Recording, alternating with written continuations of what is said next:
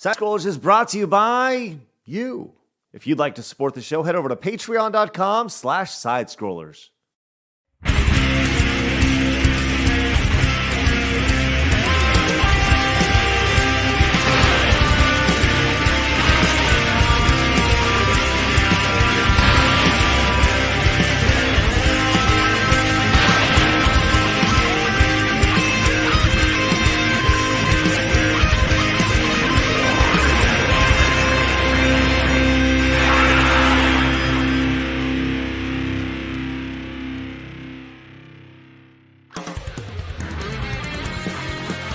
It's time for Side Scrollers on YouTube.com with me, Stuttering Craig. I like movies that have sand in them. Wow. He doesn't like it in his mouth. And producer extraordinaire, Travis Key. I don't like the texture in my mouth. What? And brought to you by you, the G2 community at patreon.com/sidescrollers. And now, broadcasting from our homes, it's time for the #1 gaming and entertainment podcast on planet Earth. It's time for Side Scrollers. 5, 4, 3, 2, 1. Oh, welcome on out to Side Scrollers on YouTube.com and Rumble.com and Twitch.tv. What's going on, everybody? Hey, I'm Stuttering Craig. Welcome to the #1 most important video game podcast on planet Earth on this channel, 11 a.m. Central Time. It's Side Scrollers. Man, do we got a good one today. It is a one-on-one with DDayCobra. You may know him as Jeremy from Geeks and Gamers. We're going to get to him in just a minute. But first, I want to let you know that we have a Rumble page, which we love for YouTube, but we also want you guys to head over to Rumble, rumble.com/sidescrollers. Watch us over there. We are big fans of free speech over here. And someday we will eventually have to say goodbye to YouTube. So please make sure you hit the follow button over there and hit the thumbs up button while you're here. And, of course, the subscribe button while we're getting going here. We like I said, this is a one-on-one conversation. We do these every Thursday. We have tentatively scheduled in the future a panel about the new Star Wars show, Ahsoka, which I'm not a huge Star Wars guy, but we're going to bring on people who love it and people who hate it. So if you like that type of thing, make sure you guys come on back, hit the subscribe button, and join us on the day-to-day as a after show for your Geeks and Gamers Daily. But with that said, let's introduce our man today, our big man on campus, BMOC. It's Jeremy from Geeks and Gamers. How are you, buddy? What's up, man? And I got my good camera for this is a fancy show, unlike Geeks and Gamers. So I got my fancy camera here. So how are you? I haven't been doing anything today. It's amazing people knew I was here. I don't know why. It's just been a kind of a laid back day, nothing going on. No laughing, no jokes, no memes. Just another boring day. Finished your show and then popped over here within 30 seconds, and we welcome the 199 in, man. The 199 is great. Represent 199. But yeah, happy to be here. Looking forward to having a discussion with you, answering any questions, giving any perspectives, and doing a deep dive into G+G and how the hell I ended up in this place. So let's do it, man. I love it, man. I love it. Well, I think the best place to start is where you started. Like, how about you just talk about your background, your child. I always like to start with where people started, because I think that tells a lot about where they are now, because I think a lot can be said about how they grew up, their childhood and things like that. I don't know, just kind of talk about that. For me, I grew up in Alabama, Roll Tide. I know we're having a tough season now. I know there's a lot of people that are enjoying that, and not a bandwagon fan, even though I never got called a bandwagon fan during the Shula and the Francione and the Dubose years, but I get called one with the Saban years, interestingly enough. But yeah, so I grew up in Alabama. I moved to Florida when I was like 15.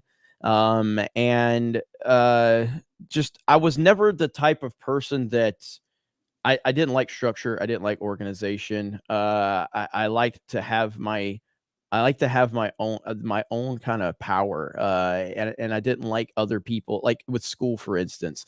I was very rebellious in school. There were times where if a teacher would give me a test with 100 problems on it, I would answer 10 of them perfectly and they go turn in 90 unanswered questions. And I'm like, why? Because do I have to do this so you can get a paycheck? Why do I have to waste my time if I know the answers? Why do I have to go through 100 problems if I can do the first 10? And I would do dumb stuff like that. And I was always a problem from that perspective. Of like, I don't want to sit here. I don't like to sit still. I don't like to sit here and waste my time. I could be doing something else. And that was just kind of always who I was at a core of like not liking structure or organization. Almost adversarial, almost. Yeah, yes, very much so. I don't like it. I don't like I just like doing things my way. I've always been like that. And so I started working at 17 years old as a bag boy at a company, Bruno's. This is a really big company in the South with like grocery store chains. They own places like Food World and other brands within the company.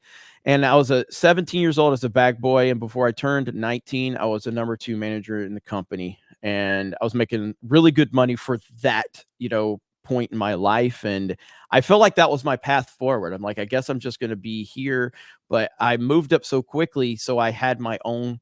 I started as a bag boy and I was like, I want to go work in every department in the store just because I don't want to be on the front end, just standing here all day. I want to be moving.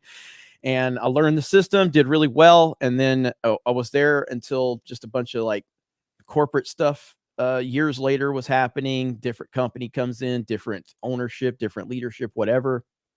And so I stopped doing that. So I started after the company shut down and the stores closed. I kind of bounced around to a bunch of different jobs. Hold on. I can't imagine you being a grocery store manager and having to deal with like stay-at-home moms and all the bullshit and that comes along with dealing with all the, what's the price on this? And what about my double and triple coupons? I can't even imagine you dealing with that shit. Yeah. Back in and this is like back in the 90s into the 2000s. So like it was a different world back then. I mean, obviously I take my job seriously. If I'm at a job, I'm getting paid good money for it. And I feel that if I have control over my own destiny. And I felt like once I was a high ranking manager in a store, I felt incorrectly, by the way, but I felt that I had a certain level of control. So I felt like it was my store. So I felt that I took pride in that, so when a customer was unhappy, I wanted to get that corrected. It's almost like right now with the internet. Like if I get people complain to me about things at G+G, if you're complaining to me about genuine things that I feel like I want to correct, I'll handle that in a respectful way. You know what I mean? And so I think that learning that through the process of like being in the store and going, this is my store.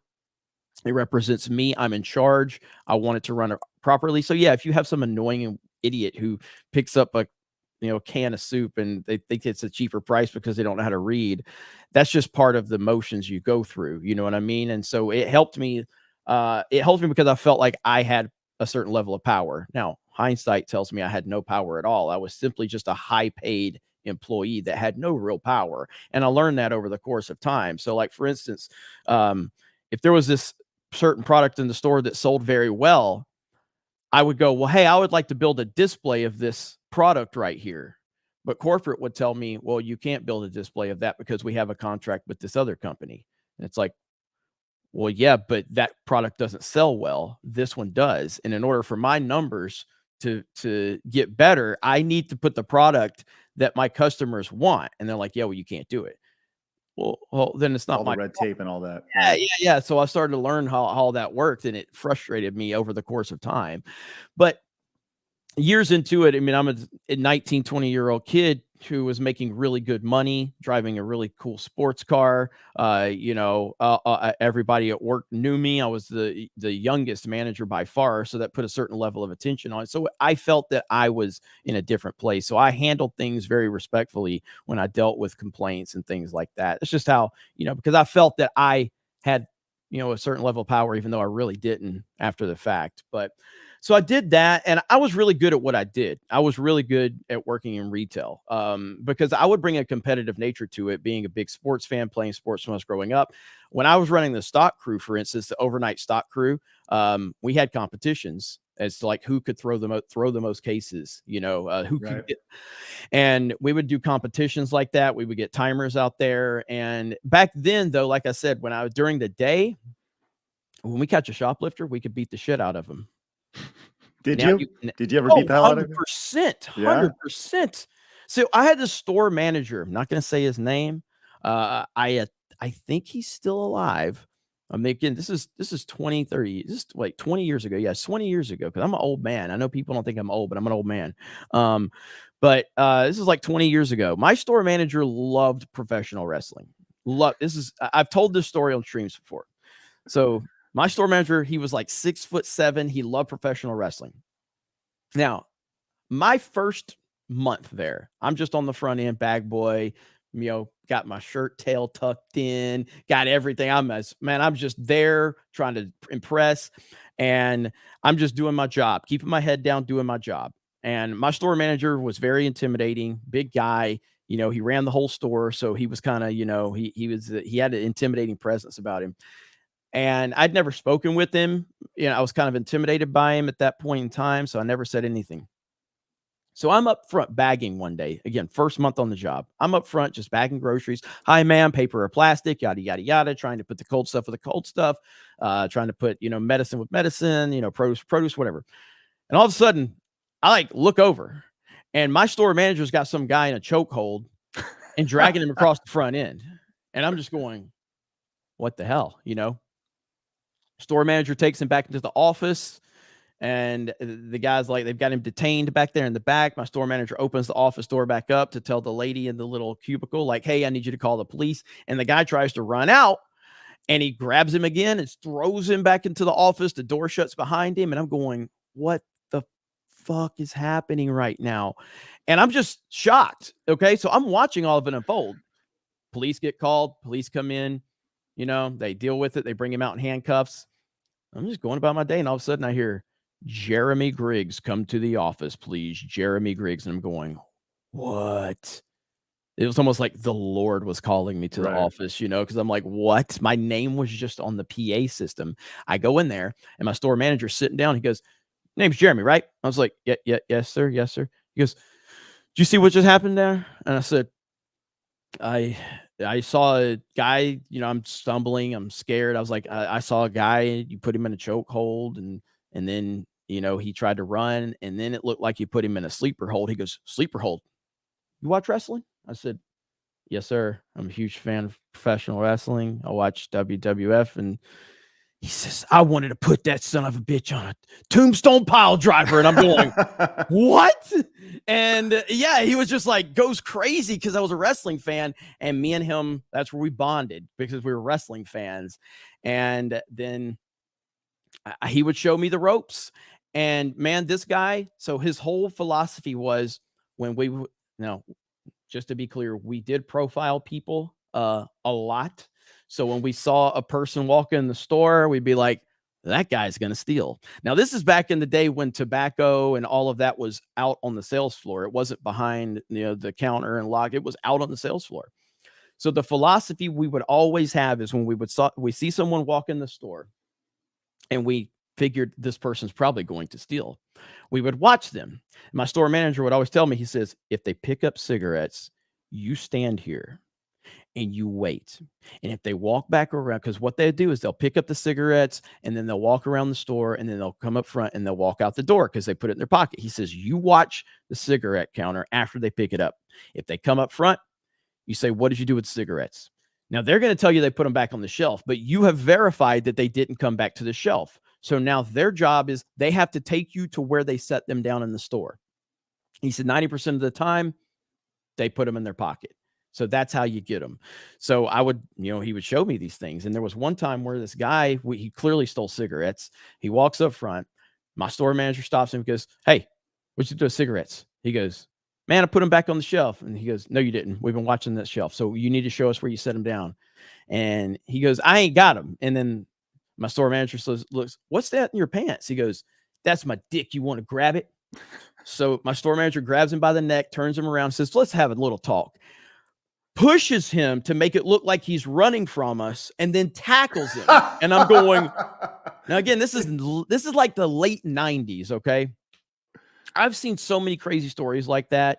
There was one guy that choked me out because he was like huge. He's walking for the meat department, and meat department managers are like country boys. They got that country strength. You know what I mean? And they call me, like, hey, Jeremy, where you at? I said, I'm up front. They're like, there's a guy walking up front. He's got a military jacket. just hold him up. We're on our way. He's got a bunch of steaks in his pants. And I'm like, okay. So like this guy's walking up and I see him. I'm like, Jesus Christ, this man's huge. What am I going to do? So I like walk up to him and say, excuse me, sir. I'm in my shirt and tie, you know, looking super, super gay.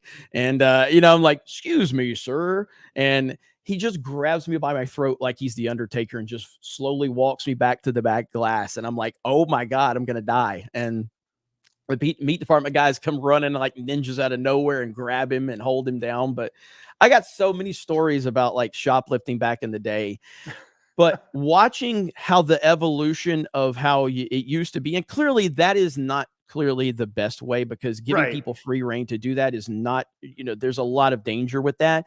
But we've gotten so far from crazy stuff like that to where you can't even, as an employee, you can't even ask someone if they stole something now. You can't even ask them. You can't even accuse people of anything now because of lawsuits and all this other stuff. But back in the day, man, it was glorious. I love it. The overcorrection is real. We've seen that many, many times, and now it's a matter of it balancing back. So yes. Okay, so you said something several times in there that really kind of piqued my interest. You said, you know, you're a little adversarial, right? In school, right? And you said specifically when you were working in the grocery store, you talked about the power and control, right? Where do you think that comes from? Is that something you've always had with you, or is that something that happened when you were a kid? Maybe something like that you felt helpless at a time, so you kind of mentally told yourself, nah, I always need to be in control? I think it was just school. I just didn't like school because I was very active when I was a kid. I was very active, played a lot of sports, and I was always outside. Obviously, I did play a lot of video games too, but I was always playing football, baseball, basketball all the time. And so setting down for several hours in the day just always drove me crazy. So it created, I needed some type of fix to kind of, you know, offset my boredom of sitting down. I hate sitting down. I hated being still. And so I think that I got a certain, I guess there was a certain rise out of being rebellious in school. It was like, it kind of was, I guess it was, you know, scratching the itch, I guess, because I just hated sitting still. And I don't like wasting my time either. That's just always been who I am. But going into the grocery element of it, where I had a job, I was earning money, I was creating my own path at that point, and I saw my life improve by the decisions I was making. And I was where I wanted to be. I was at a job where I didn't have to stand still. I could walk around. I could go anywhere in the store. I could do anything I wanted. But just sitting still is just something I didn't like. I've never liked that. Right. I always like to be on the move. So, but I don't know where my rebellious nature really comes from. I have no idea. You know, I got to, you know, I don't get too much into personal lives and stuff on like the family dynamic. I have great parents. They're awesome. They've been the best. But I don't know where that comes from. Just kind of who I am. Yeah. Some people are born with it, you know? Yes. It is what it is. Yes. Okay. So let's fast forward. Geeks and Gamers I've read interviews, you know, you wanted it to be this like gamer bar type thing without the alcohol. And, you know, that was the initial idea with Geeks and Gamers. And obviously it's turned into this online brand that, you know, that is some people see as controversial. You've said that yourself. Why do you feel that Geeks and Gamers is seen as controversial in today's world?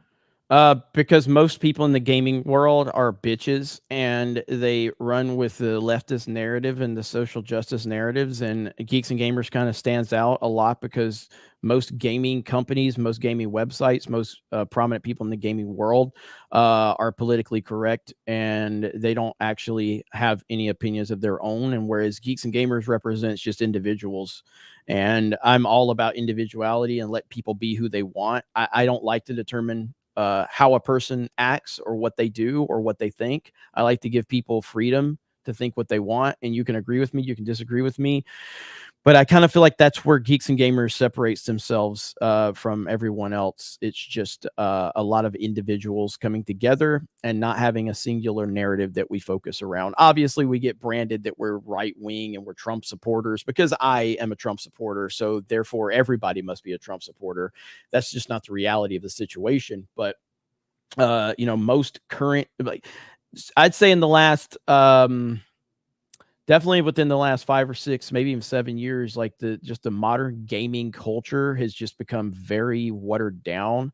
And it lends itself to politically correct people. And that's why we get so much backlash, because we're just not that.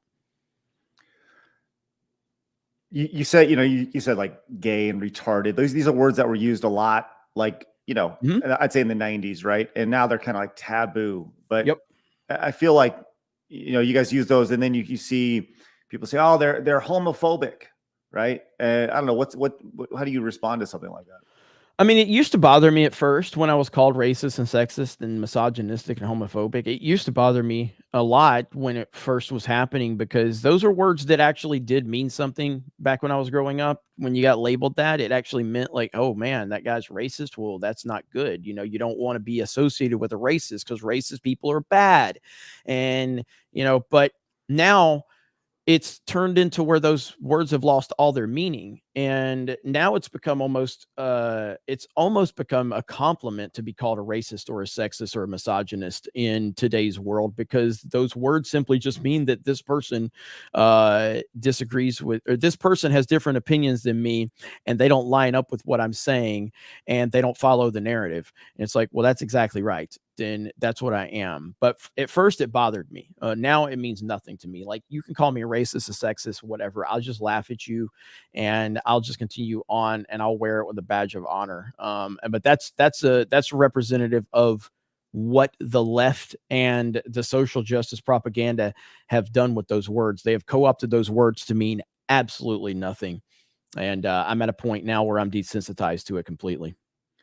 I feel like there was a you said something, and I've talked about this before on streams, but those words meant a lot, I think, to everybody growing up. If you were called any of those things, it was like, whoa. As you said, you stay away from people like that. That's people you don't want to be around. And when I think of people who are racist, I think of, the traditional KKK, white hood, piece of shit guys who are, whatever, right?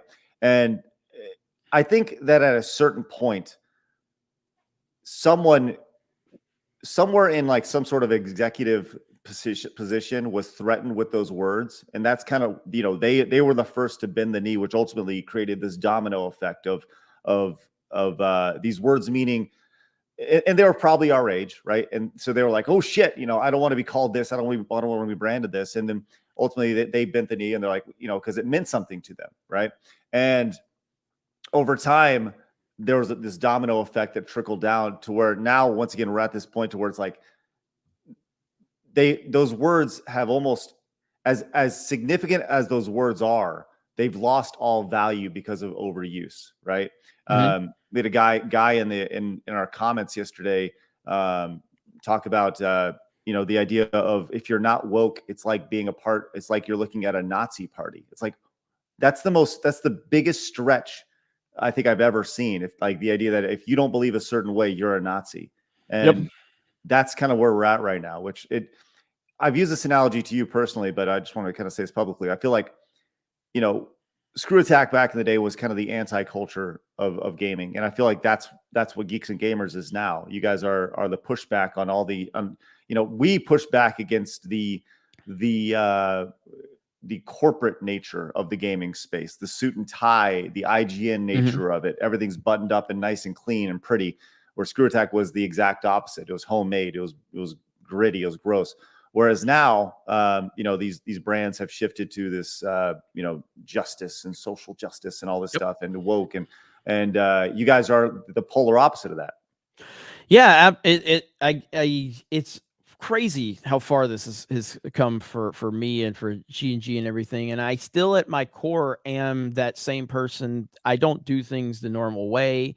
I am not a very smart businessman. I'm just not. I hell, this. Me and you've had internal discussions. I don't do things the normal way.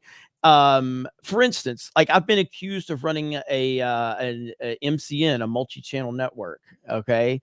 That's where basically you have all these other channels that are under your umbrella. You take a percentage and all of that. I don't take anything from anybody's channel that's not my direct channel. I just don't. And I've grown a lot of fucking channels. And Geeks and Gamers, like, I know for a fact, and I know exactly what we have. And I know when I pull somebody onto my channel and I highlight them and bring them part of my team, people are going to go to their channel and they're going to donate to them. They're going to support them. And I don't have any agreements with anybody because that's just not how I'm wired. I'm wired to just be an authentic person, to tell the people what I think and let the people determine who they want to support and how they want to support them.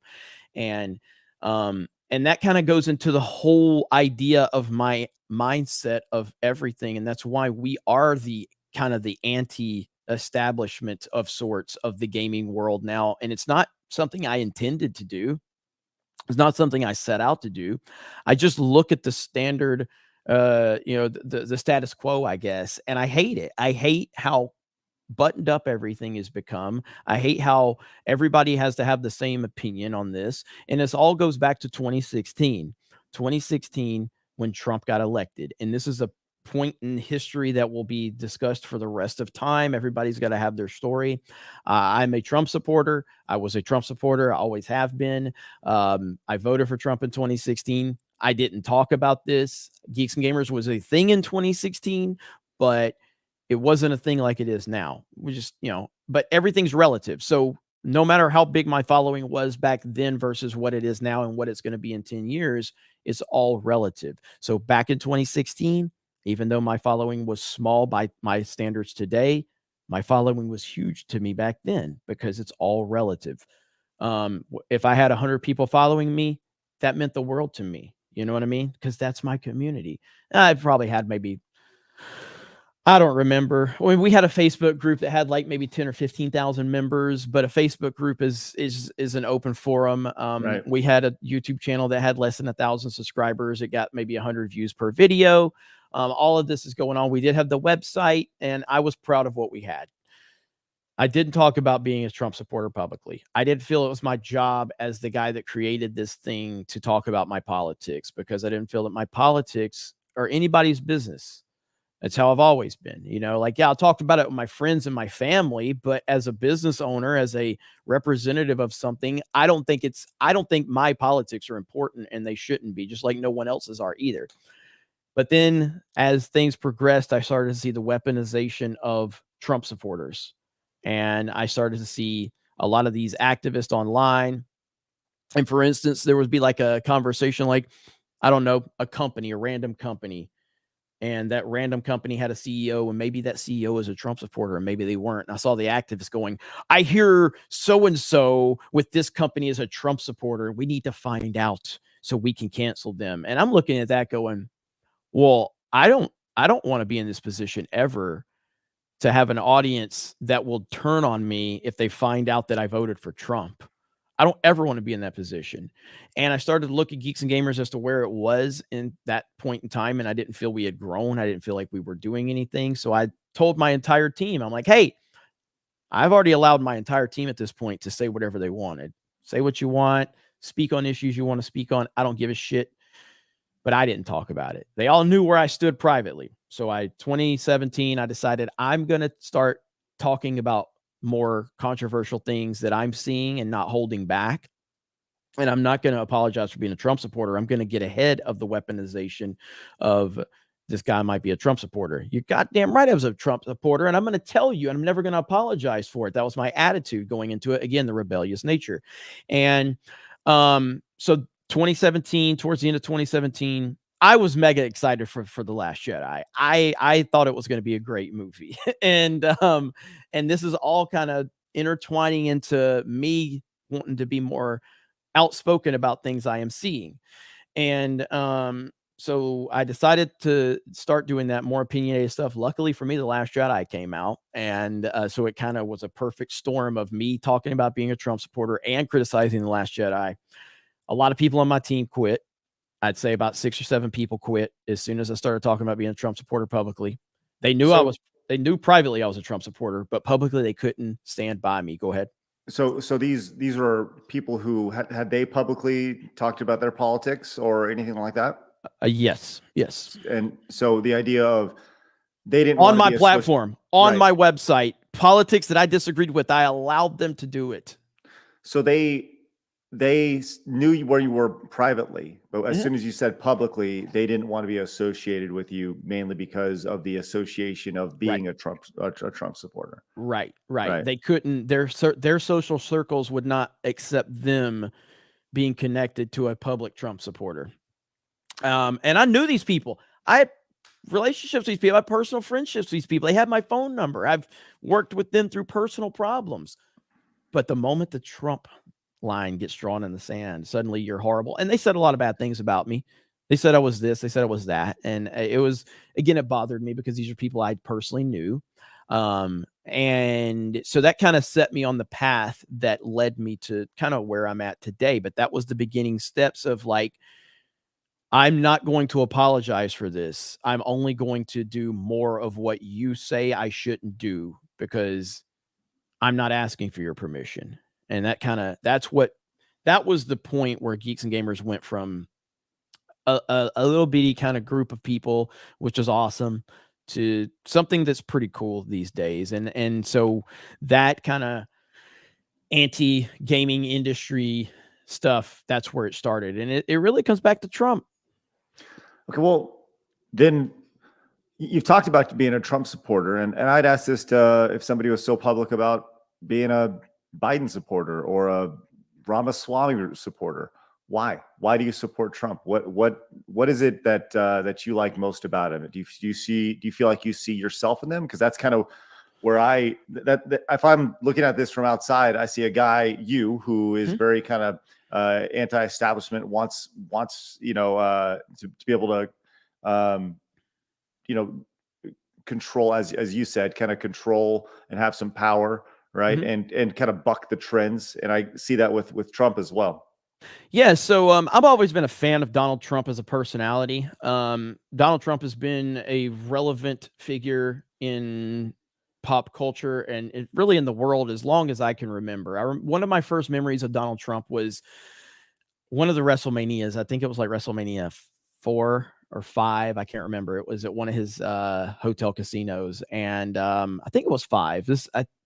I think it was when Hogan and Macho Man had the mega powers exploded at WrestleMania 5. That's a big wrestling fan, and all I remember was Donald Trump, and the camera panned to him. He's walked in. He's got these women around him, and I'm going, that's the richest man in the world right there, because it's just the way that he's always had this aura about him. So I've always been a fan of Donald Trump, the entertainer, the businessman, the personality. I watched The Celebrity Apprentice. I loved it. I've always just enjoyed him being such an asshole. And but I never really believed he was serious about running for president. I just didn't. And so politically, I have growing up in Alabama and in the South, I was definitely raised as a Republican, and I hated George W. Bush after his first term. I still hate George W. Bush probably more than any president in my lifetime. I despise George W. Bush, and that made me despise the Republican Party because I thought George W. Bush was a horrible person, a terrible person. I won't go into all the things that I think he's guilty of, but let's just say Trump shouldn't be the one that should be indicted. It should be people like George W. Bush, along with the horrible Democrats. But George W. Bush made me hate the Republican Party. He made me despise everything that the Republican Party represented, to the point where I hated him so much that I supported Obama. Didn't vote for Obama. Never voted in my life until Trump. But just from a support standpoint, I was like, I would rather have this Obama guy than anything Republican Party, because I hate George W. Bush and everybody associated with that administration. I think they're all evil, horrible people. And then, of course, Obama turned out to be just a horrible president, especially in his second term. That's where race relations started to break down. That's where you started to see what the anti-cop narrative with all the identity politics. I watched all that play out, and I'm just going, man, what the hell are we doing here, man? Like everybody in Hollywood, everyone in Washington is corrupt, just like everyone in Hollywood. And then Trump starts talking about running for president, and I'm going, there's no way this dude's running for president. He's clearly promoting his next book, or he's clearly promoting something else. But on a pure entertainment level, I was fascinated. I was like, what is he going to do? And that whole thing coming down the escalator, and then everything he was saying. And I'm like, I'm not sure he's serious, but I love what he's saying. I love his messaging. I love everything he's doing, and he's calling out like everything. And then I'll never, ever forget. I've talked about this on my channel 1,000 times. I'll never forget this. It was in South Carolina, Republican primaries, debate stage, and George W. Bush, for the first time ever, was coming back out on the campaign trail to help Jeb because Jeb was struggling. And at that point in time, George W. Bush had like a 94% approval rating in South Carolina with Republican voters. 94% approval rating. On that stage, during that debate, Donald Trump stood on stage and told Jeb Bush to his face that your brother lied about weapons of mass destruction, that Donald Rumsfeld lied, the Bush administration lied, they're all terrible people, and the whole place booed Trump out of the building. And I'm just going, there is not a single human being on the planet that would do what that man just did. Every single person running for politics plays the numbers. Nobody would stand on stage in a Republican primary in front of Republican voters that said 94% were voting for, that supported Bush. Bush is back on the campaign trail, and you just stood there and told his brother, your competitor, that his brother's a liar. And I'm like, I love this man. And at that point in time, that was it. I mean, it wasn't like I was questioning if I would support Trump. I was questioning if he was serious. But at that point in time, like, this man is like no other. And I've always felt that Donald Trump is, no matter what room Donald Trump walks in, he's always going to be the most important man in the room. This is before he became president. He just has that presence. He has this aura. He has something special about him. But that was the moment right there where I'm like, I will never, ever stop supporting this man because of that moment right there. And the rest is history. And he's just continued to buck the trend. And he stands against a lot of political corruption. And I love him to death for it. So what do you say to people who say, oh, he's racist? You know, all the things that you hear. He's, you know, Donald Trump, he's a racist. And then ultimately, if you're a supporter, you get branded that. Like, and more specifically, let's start there. Then I actually want to go into, like, what do you think from a policy perspective he excelled at? Because that's something that I feel like people just kind of lump him into they say, oh, Donald Trump was this. Wow, he was a horrible person. Wow, he's a horrible. And if you voted for him, you're horrible. Let's kind of start there. Yeah. So, I mean, I don't have a lot of conversations with people that call Trump racist anymore, because, just to be clear, they don't even think I'm worthy of a conversation with them. So they just like to throw those labels at me. And so I laugh them off. But back in the day when I used to actually be able to talk to people, I would just say, can you point to anything racist he's ever said? And then they always go back to, well, he said all Mexicans are rapists. I'm like, no, he didn't. Listen to the quote. Listen to the quote. Listen to the specific things that he said, and then they listen to it like, oh, I didn't hear it like that. No, because you heard MSNBC tell you what he said, or you heard CNN. And so I always just ask them, like, what did he say that was racist? And like, oh, well, he said there were good people on both sides and all that. It's like, did you actually hear what he said? And then I gotta get it. So it's real easy to dispute those nonsensical claims right there, because those are people that just listen to the talking heads. And it's so easy to debate those things and knock those down. Just ask him, can you point to anything racist that he's actually said? But I can point to a lot of racist things Joe Biden said. I can point to a lot of racist things Joe Biden said. And I love, there's clips of people that will go around. This is before the 2020 election. They would use Joe Biden quotes, but they would tell people that Trump said them, you know? Yeah, and people are like, that's the most racist thing I've ever heard in my life. Right, yes, right. It's so beautiful to watch that all play out. But yeah, so it's real easy when somebody says Trump's a racist. So can you actually quote me on what he said that was racist? And they can't. It's really easy. So okay, let's fast forward a couple of years, or a year or so, right? Let's just say everything goes your way, right? And I actually asked this of Razorfist a couple of weeks ago, and his answer was pretty unique. Let's say everything goes your way. Okay. And Trump wins in 2024. What happens? Chaos. Chaos is going to happen. It's going to be chaos. It's going to be chaos no matter what happens. But if Trump wins, they're going to, it's going to be so bad. And this is why I'm so disappointed in DeSantis, because I feel like DeSantis could have been such a powerful ally for Trump if he would have either supported him or either potentially been his vice president or just been in his cabinet. Because Trump is facing so much from so many sides, whether it's the Republican Party, the Democratic Party, the mainstream media, the powers that be. And if he gets back in office, he's going to need all the support he can get, because they're going to try and derail him every step of the way, just like they did in his first term. They did everything they could to derail him. And you talk about policy. The man didn't create a new war. He's the only president in our lifetime that didn't create a new war. Does that mean anything to people? Our soldiers are not dead because Trump didn't send them to war. We're talking about a bunch of warmongers like George W. Bush that literally are in bed with companies like Halliburton, which sit around and have a no-bid contract. They exist for war. They exist for war so that politicians can line their pockets. Trump didn't create any new wars. In fact, he didn't just not create new wars. He created historic peace deals. He brokered historic peace deals. How is that not the most singular, valuable thing to any voter right now? I mean, it's incredible. War is a horrible, horrible thing. No matter who wins, we all lose. War is terrible. It takes a toll on families. It takes a toll on innocent people. It's a terrible, terrible thing. And Donald Trump went out of his way to not only not create war, but to create peace. And they hate him for it, because these politicians need war. They need division. They need those things. And he battles against that. And so that's just a little bit of, I mean, look, man, you go to the gas pump just like I do every day. It's bad right now. It's terrible. Under Trump, Jeremy, it wasn't. The president doesn't control the gas prices. Oh, yeah. Yeah. He just has no control over it.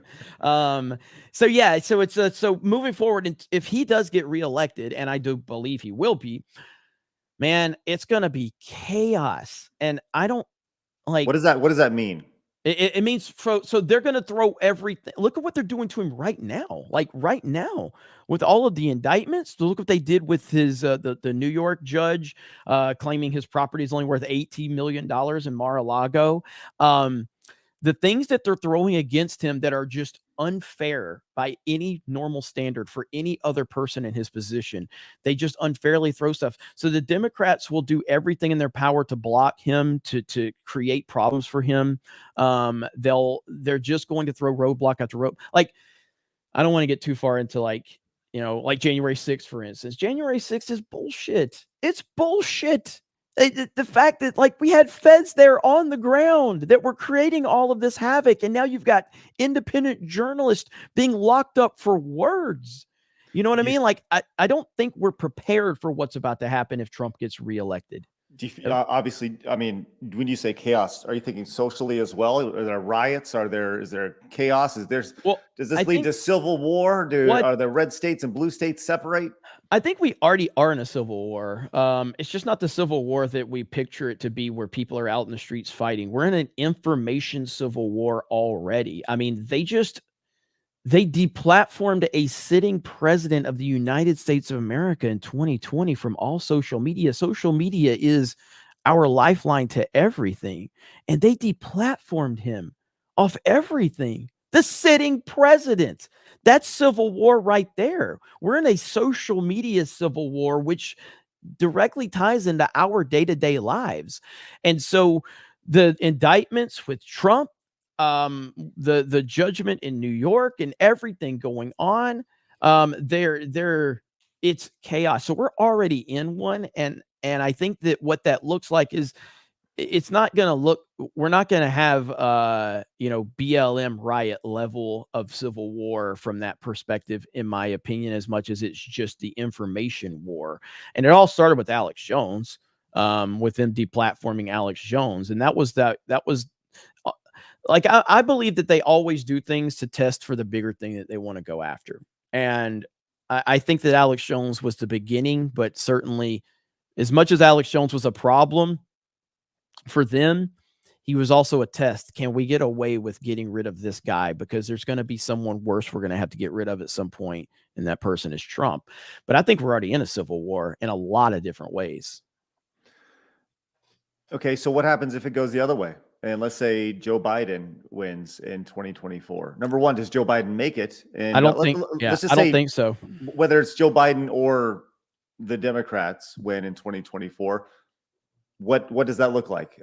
What is there chaos again? So we're fucked if Trump doesn't win, first of all. Secondly, I have been saying this for a long time now. I don't think Joe Biden will be the Democratic nominee. I have been saying it's Gavin Newsom, which is wholly terrifying in every way possible because I am scared of Gavin Newsom. I talked about this on Cobra Cast last night. Gavin Newsom is terrifying. Now, Laura Loomer seems to think that it's going to be a Gavin Newsom, big Mike Obama, Michelle Obama ticket. That's what she believes.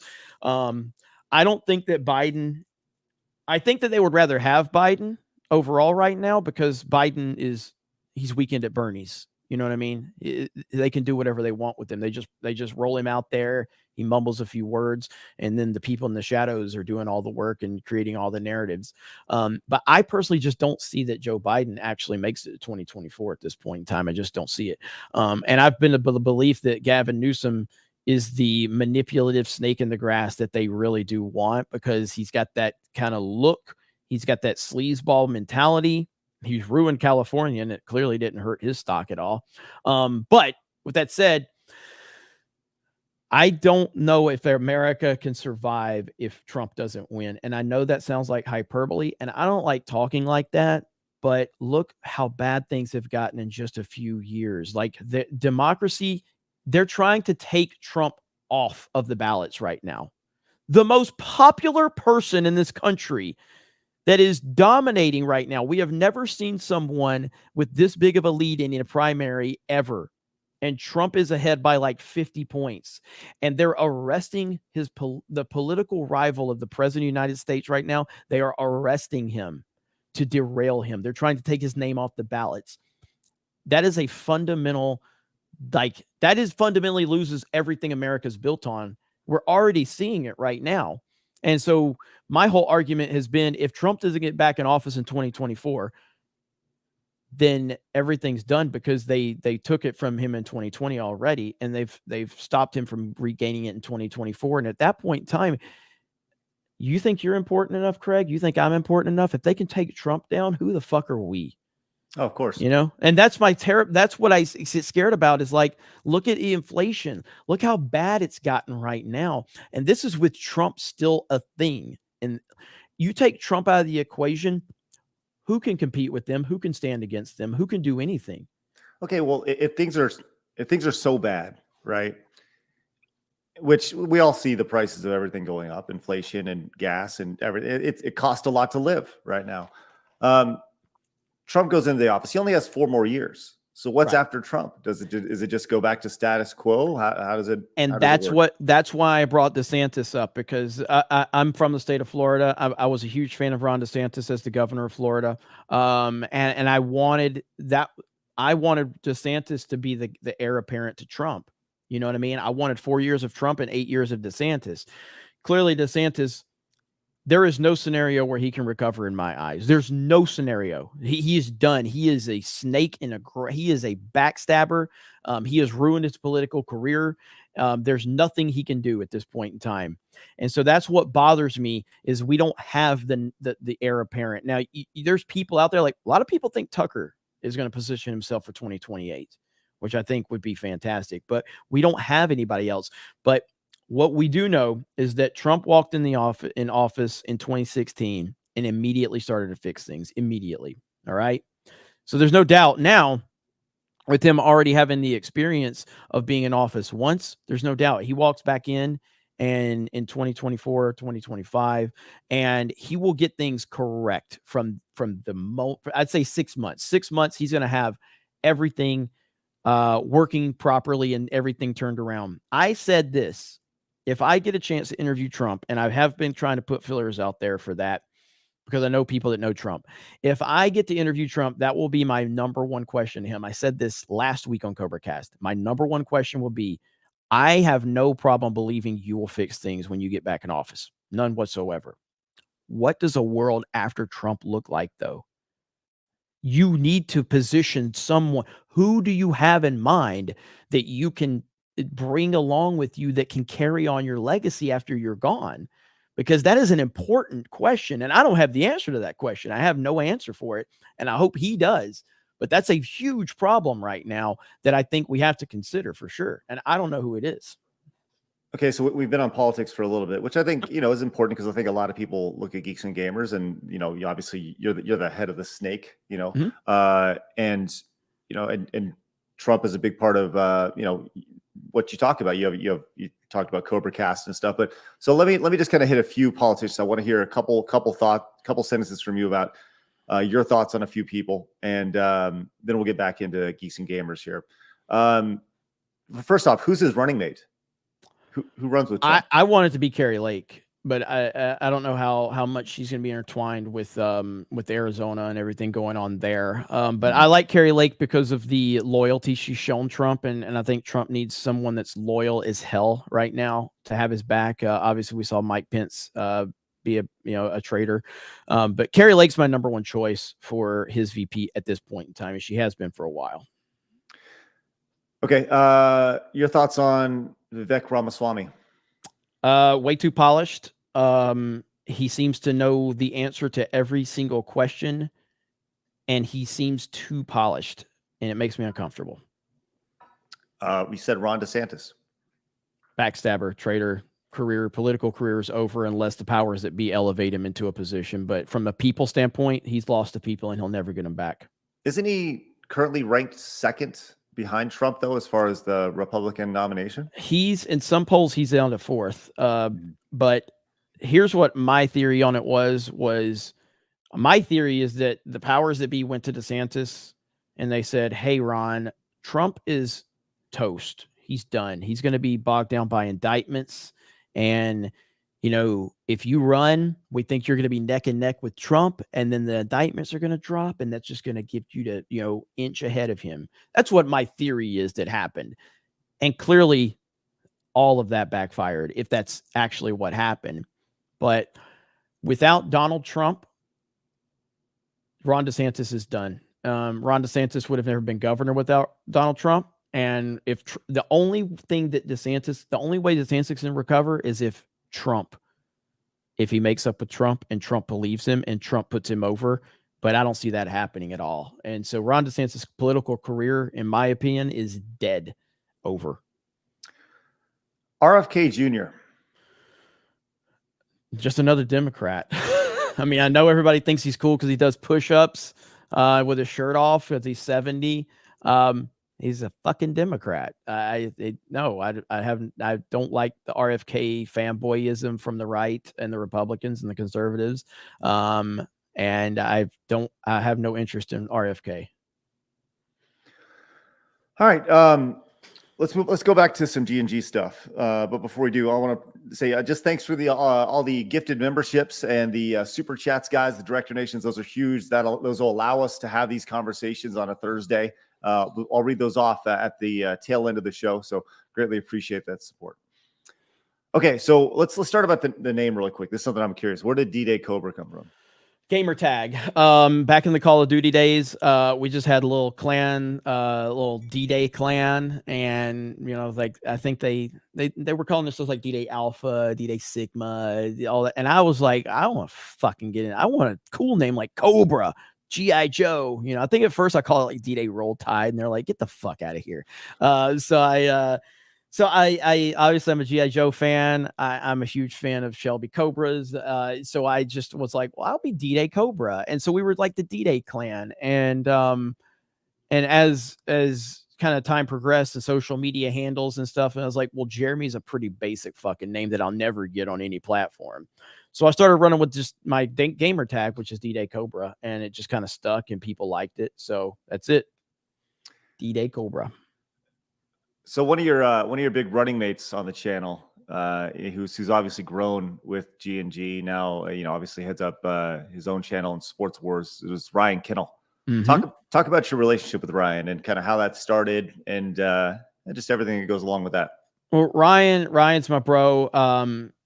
Ryan, I don't know if people understand how much I lean on Ryan and how much he does for G+G. He really is a machine. And yeah, I met Ryan at a fan meetup a long time ago in San Diego. And this is back when the fan meetups had like 10 people at them. Yeah, we were just hanging out and I got to talking to Ryan. And he seemed really versed on everything. Like really just the dude knew a lot about a lot, and he just was well spoken. And then he talked about sports. We talked about Clone Wars. We talked about Batman v Superman. We didn't agree on a lot of stuff, but it was about like how well spoken and in tune he was with so many topics. And so at the end of the meetup, I just basically was like, hey, if you ever thought about doing YouTube, bro, like here's my number, man. Hit me up. I would love to bring you in because I see a ton of potential. And at that point in time, I think Gary told him the same thing separately. And I didn't know Gary said that. Gary didn't know I said it, but Ryan just had that kind of presence about him. And Ryan was like, not even thinking about YouTube. It wasn't even on his radar. And I don't know if it was a couple of weeks, maybe I get a text and he's like, hey, I've been thinking about what you said. So I went and got a camera and a microphone and I'm like, well, shit, let's go. And I brought him into the fold and, his first few videos, I had to edit down a lot of the pauses, which is shockingly enough, listening to Ryan now, thinking there was any pause or any low energy, but just getting used to the camera and stuff. But yeah, his knowledge is really off the charts on so many different things, and he retains information really well.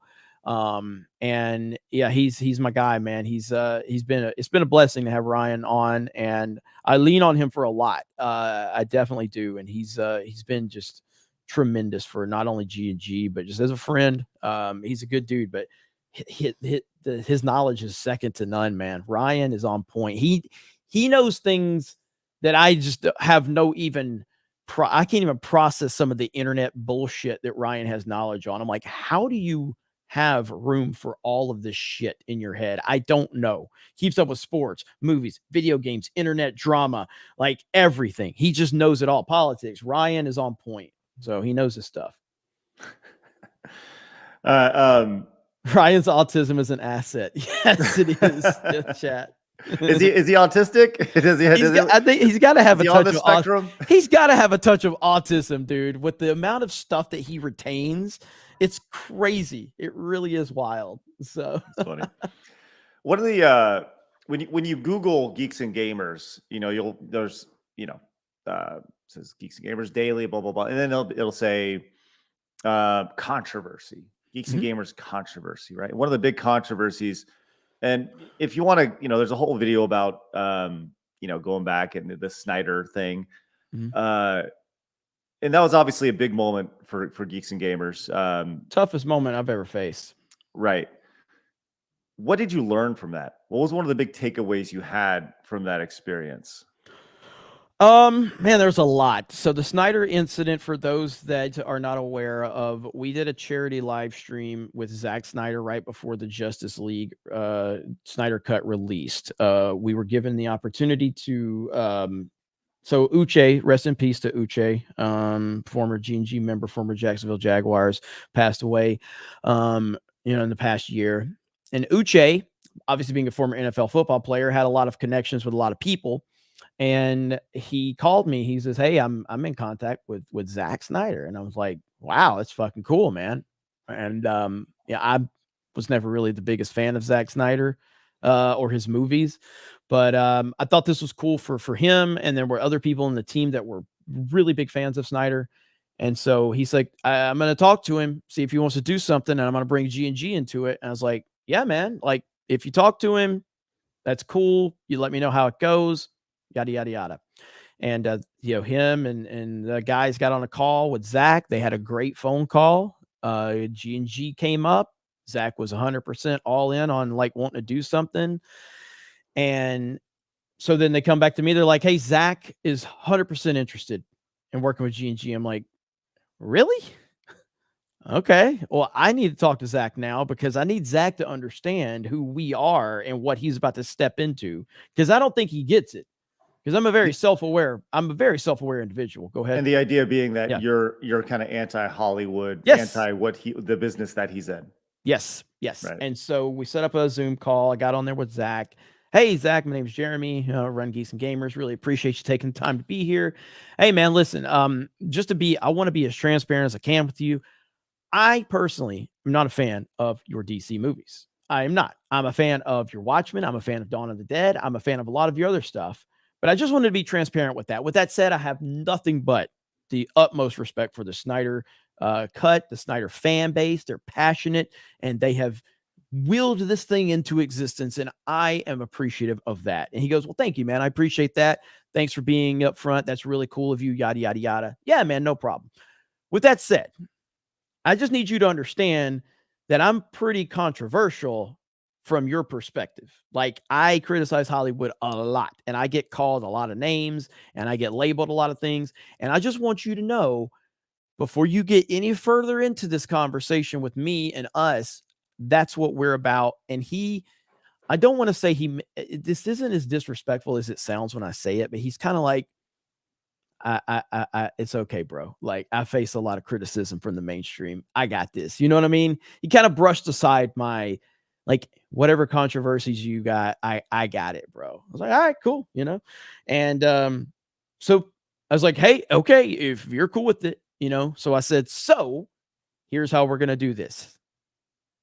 We need to announce the charity live stream on Friday Night Tights, because the moment that this goes public, I'm telling you, there's going to be a bunch of people on Twitter screaming about this, really mad. Oh, Jay's a racist and he's a sexist. So I need to announce this on FNT, my biggest audience that I can get in front of, so we can boost those numbers, get those numbers big time before the weirdos start crying. He goes, yeah, man, cool, no problem. Well, then he decides to go on a random live stream with 100 people watching and casually name drop Geeks and Gamers that he's working with us. And I just like face palmed the moment he did it. And I'm like, what the fuck are you doing, bro? I've got I've shown all this documented in my video. I'm like, what are you doing? What are you doing? And so I called him the next day. I was like, hey, Zach. He goes, hey, buddy. And I could already tell he was feeling it. He was feeling it because he knew he'd stepped in it, because he was hearing from everybody. And I was like, who do you think he was hearing from? Social media, executives? His fucking wife. Because she hates me. But I'll get into that in a minute. But yeah, so social media was the kind of the initial element of that the backlash was happening. And then apparently Warner Brothers was chirping in his ear. And so he's like, yeah, I didn't realize it was going to be like that. I'm like, I fucking told you, bro. I fucking told you this is what happens if you get involved with me. And I didn't even want to do this, but you said you were cool with it. And so anyway, I felt like, what am I going to do at this point in time? I got a tough situation on my hands. He's publicly announced it. We made a video about it as well after this to try to, but it just kept getting worse and worse from his perspective. So he comes to me and he goes, got to take the Geeks and Gamers logo off the thumbnail, because we had a thumbnail, charity auction, all of that. And this is after I moved it to Uche's channel. So I initially were going to do it on Geeks and Gamers. After I saw this, I was like, let's move it to Uche's channel, the former NFL football player with your connection. I'm putting my Geeks and Gamers logo on it because it is a Geeks and Gamers project. He was cool with that. Then after the heat got worse, he goes, you got to take the Geeks and Gamers logo off the thumbnail. I'm like, why?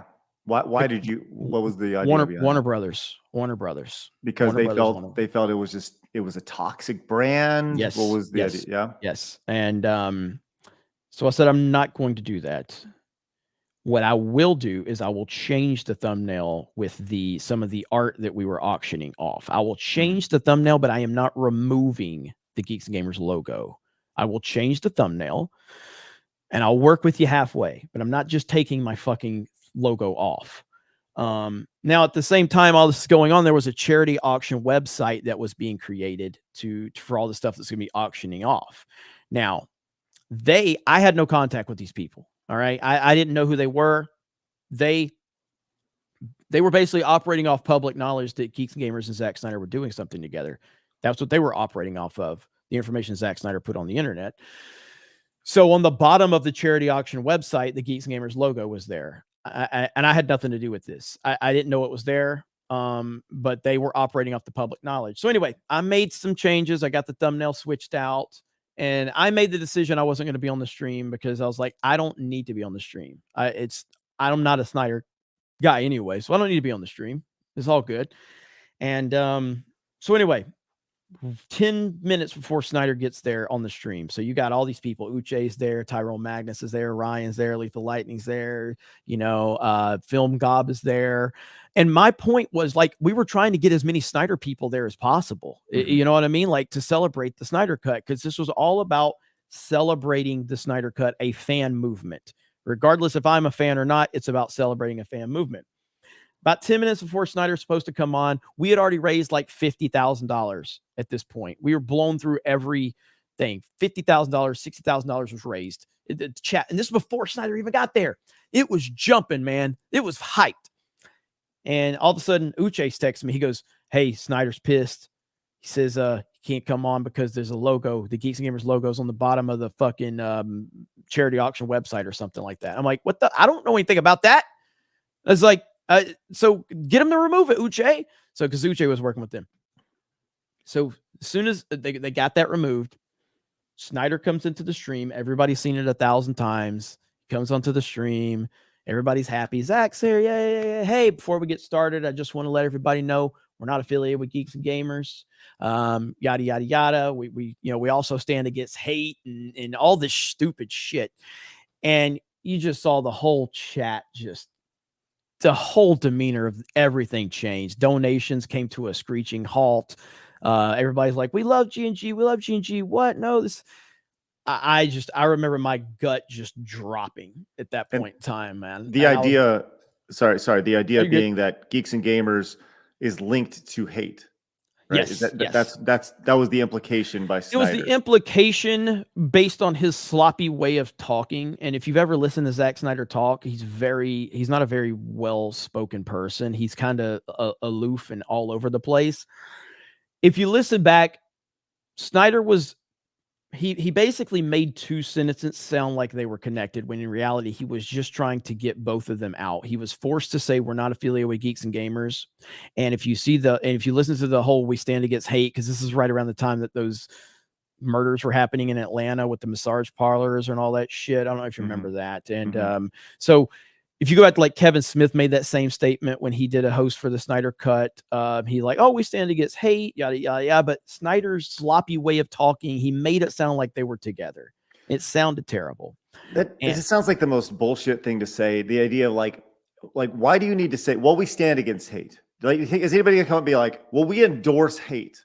Like, I know. It's so dumb. It's so dumb. Lazy. It really is dumb. I know. It's ridiculous. So he comes on, the mood, all the inspiration, everyone's happy. It falls flat after he says this stuff. What's the reaction? The next, obviously you made a video about it, and I encourage everybody to go watch that. But, like, going back to the original question, what did you learn from that? What was your biggest takeaway from that whole experience? A lot. Never trust Hollywood is one. Not that I ever did, but that's definitely one. And always listen to my gut. So my gut told me that we shouldn't do the Snyder thing, even when the opportunity presented itself, because it just felt like a mixture of two things that shouldn't be mixed. Even though our intentions were good, and even though we were doing it for the fan movement, Snyder is from that world. And that's a world that I don't want to be from, and I don't want to intertwine in that world. But I took an opportunity that I thought would give us a chance to maybe just do something cool for a fan movement, and it still backfired, and ultimately it sucked. But another thing I learned from it was, again, it's like anything else in life. It's not specific to me. It's not specific to anything. You find out who your friends are. You know what I mean? You find out who your friends are. And I got a lot of calls from a lot of people, like me and Star Wars Theory talk, but we don't talk like every fucking day. We talk once in a blue moon occasionally.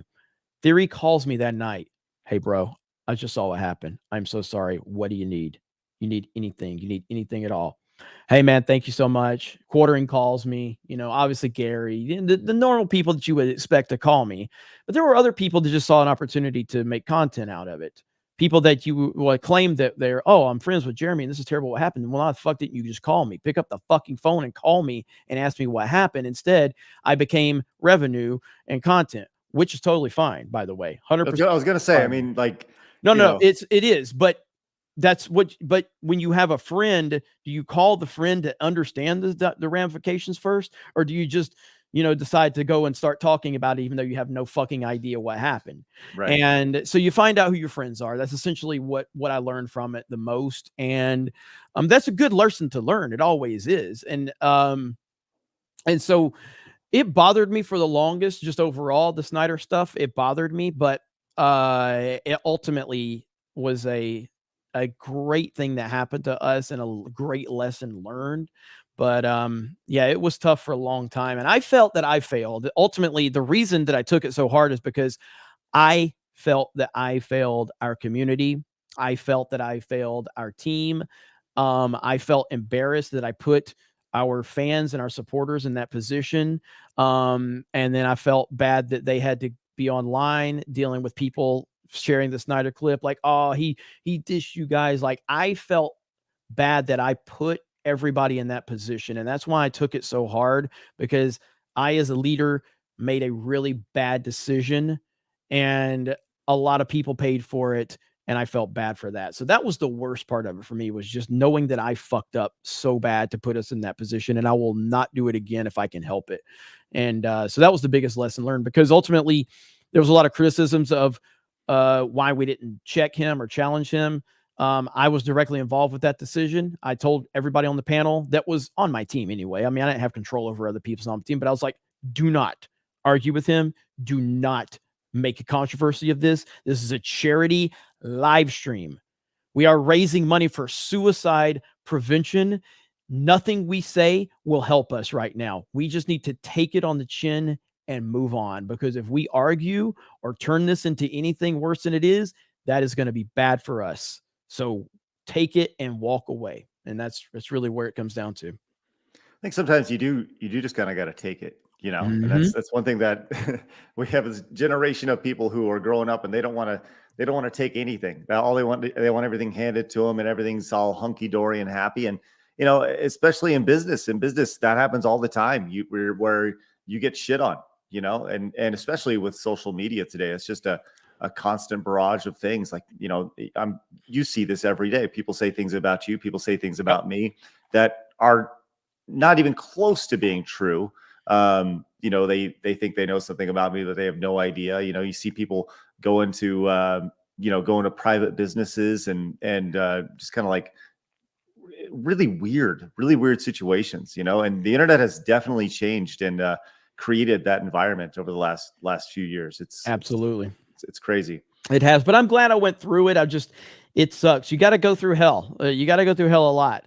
And I think that, obviously I feel that 99% of all of our followers have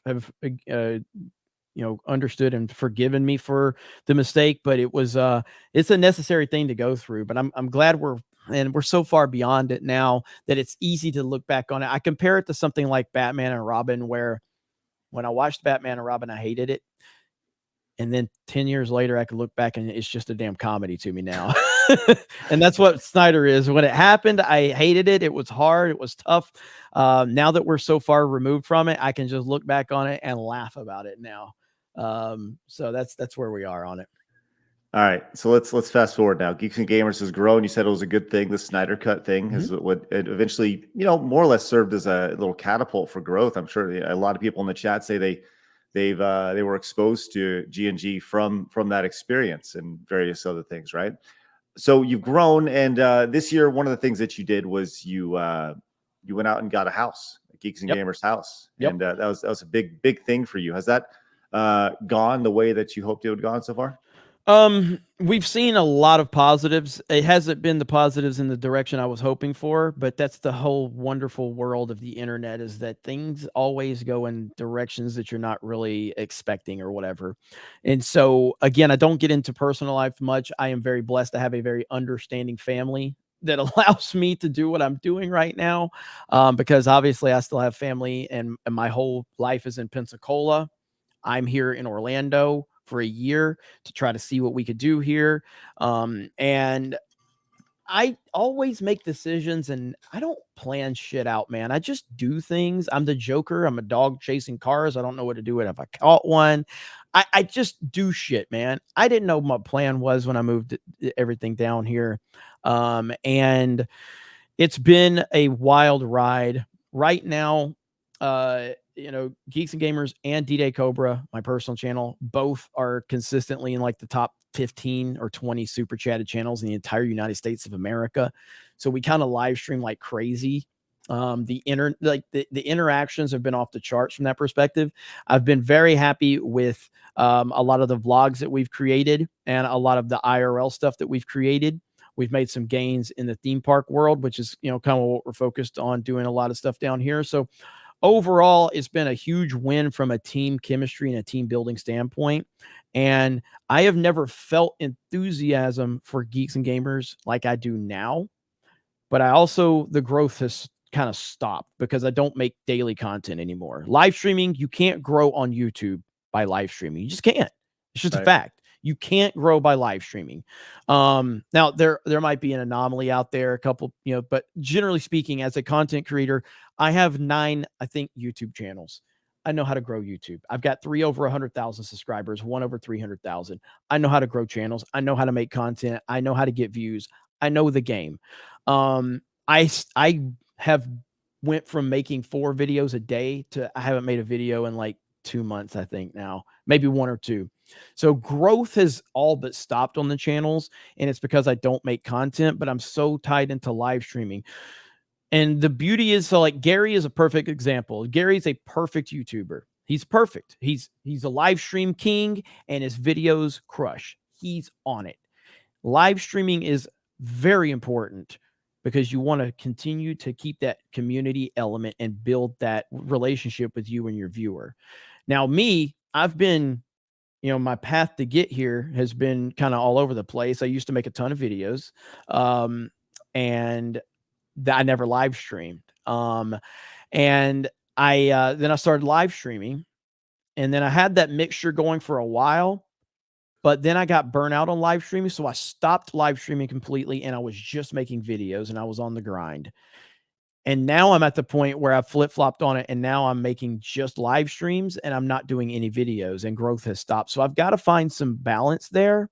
But I feel like the problem is I don't have the balance because I'm doing the traveling back and forth to Pensacola and Orlando a lot, and that's kind of really taken a toll on me. We're got a few more months here. I've got a year lease at this place, and the whole point behind this was to get the place, see how it goes, and then make a determination if I wanted to buy a place for kind of like a central hub. But unfortunately, the market is horrible right now, and so I still can't buy. So I'm happy with a lot of what we've done. Some other stuff that I was hoping we were going to accomplish just hasn't really presented itself yet, but that's because other areas have grown and we've flourished in other places. But overall, I would give this experience about a 7.5 out of 10. Pretty happy with it overall. You're muted for some reason. It's because I sneezed a minute ago. I was like, am I hearing? Okay.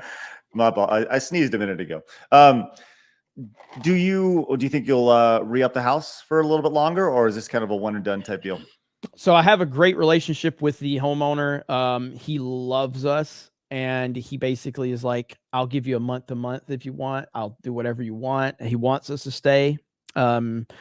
The next couple of months are going to be pretty telling for me in terms of what I do from that perspective. So recently, and I'll give as much information here as I've given on my other streams about it, but I recently had a sponsorship meeting that was set up by someone else, and it was a massive company. I mean, a massive company, a company everybody knows, but they didn't know much about me. But they just knew the numbers, and they knew that what type of following we have, yada, yada, yada. But I had a meeting with them, and no numbers were discussed, although it was told to me that I could be expecting 6 figures a month if a deal was made. Okay. Wow. So that was my expectation going into this. Unfortunately, the talks broke down when controversies and politics started to kind of go like, would you be willing to dial that back? Or, no, I literally can't. It's who I am. I cannot dial that back at all. I can't dial it back and I won't dial it back. So I had to actively just not do that. And that was my first moment of realizing how many times people have had to get that moment to shift because money was on the table. A lot of fucking money was on the table. But so I've decided with our community and how rabid they are and how much they support us. And again, we work for the people. That's my whole thing is we work for the people support us. We answer to the people, not corporations and companies and things like that. So I'm working on getting like a direct kind of donation link set up on the website so people can just support us directly. I've been asked that 1,000 times. And I mean, hell, I've gotten a $10,000 donation before. All right. Like that's the biggest super chat I've ever gotten, by the way. Okay. $10,000. And there's people out there that want to support us from that level. And I want to give them that opportunity because we work for the people and no one else. Sponsors are great. I hope we can do some stuff with lower level sponsors, but I can't get tied to a primary sponsor like that. And I want to turn Geeks and Gamers into the Barstool Sports of the geek world. I want it to be like that. I can't do that with just where we're at. I can live a good life. I've had this conversation with you. I've had this conversation directly with you. And you've told me point blank, you're like, if you just, Jeremy, you could have a perfect life if it was just you and your community and you did your DDayCobra channel and all that, but you keep telling me you want more. I'm like, yes, I want more. I want to build this team. I want to build this brand. I want to build G+G to become something that destroys legacy video game media. And in order to do that, I got to have a lot of fucking money. And so we'll see what happens, but all is good. We're continuing to move forward and we'll see what the future holds, but I'm still not ready to make that decision yet about re-upping the house, until the end of the year. I think more than anything, more than money, you just need more time, and that's really what a lot of this comes down to is, growing the channel, it comes down to video production, right? But so much time is spent whenever we're live streaming here. This is valuable time that we're doing right here. And believe me, I appreciate yours, obviously.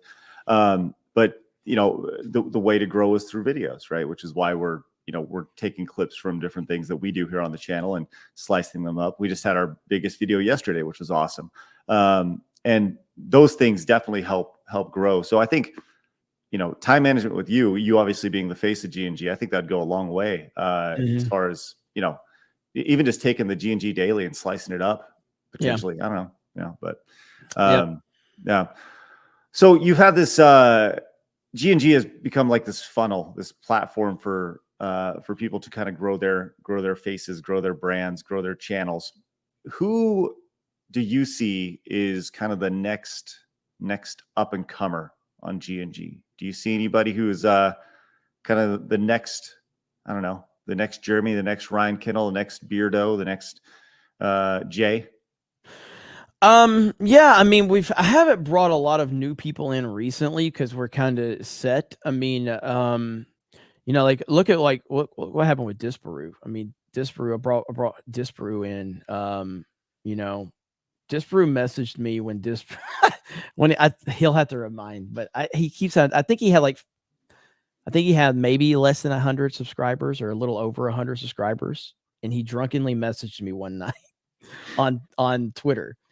He's like, YouTube doesn't show shit. I make good videos. I'm tired of this shit. He was just ranting. And I looked at his video and I'm like, this fucking guy makes really good videos. And so I was like, well, I would love for you to make videos for me. And so that's how we brought Disparu in. And now Disparu's crushing it. Disparu's just crushing it. And so you just don't know, like, I don't know why I have that kind of ability to kind of sense when people have like an it factor. Like Mark the Cyborg. Mark the Cyborg's the same one. Like Mark just randomly messaged me one day because he told me, because I was saying something like we needed more gaming content. You know what I mean? And I saw his videos. I was like, I love your videos. Can you come make videos for me? You know what I mean?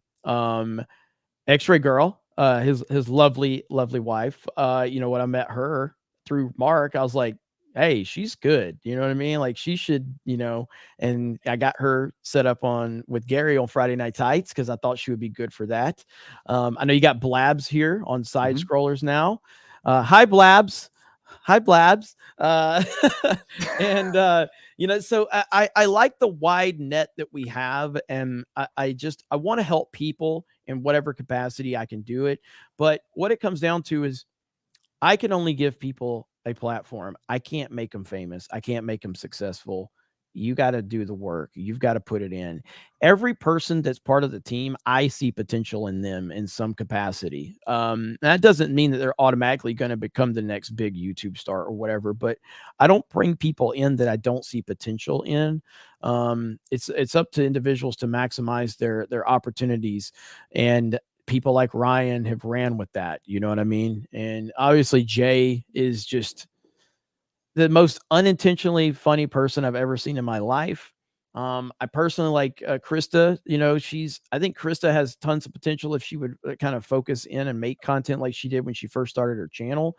But she's really focused on other elements. Krista's massively important to Geeks and Gamers. She does a great job. Stephanie, again, my nerdy home. Shout out to my nerdy home who's celebrating her birthday week. So it's Jay and Beardo's birthday too, by the way. Their birthday month. Yeah, their birthday months. Yeah, so Jay and Beardo, the two guys that run High Tea, Mr. High Tea, they celebrate their birthday month. Like every stream they go on, like, oh, it's my birthday month. It's like, you guys are women. What the hell's wrong with you? But we haven't brought, I want to say, like, one of the more recent people we brought in was, I think Beardo's one of the newer people. He's not the newest, but he's one of the newer people. And I think Beardo's done a good job of kind of establishing himself. And I saw a lot of potential with Beardo too when I first saw him. But there's, at the end of the day, it's a politically correct answer, but I see potential in everybody that's on the team. I'm not gonna point anybody out, but it truly does. That's an honest answer. Like everybody I bring in, I see potential with them in some way, shape, or form. Cool.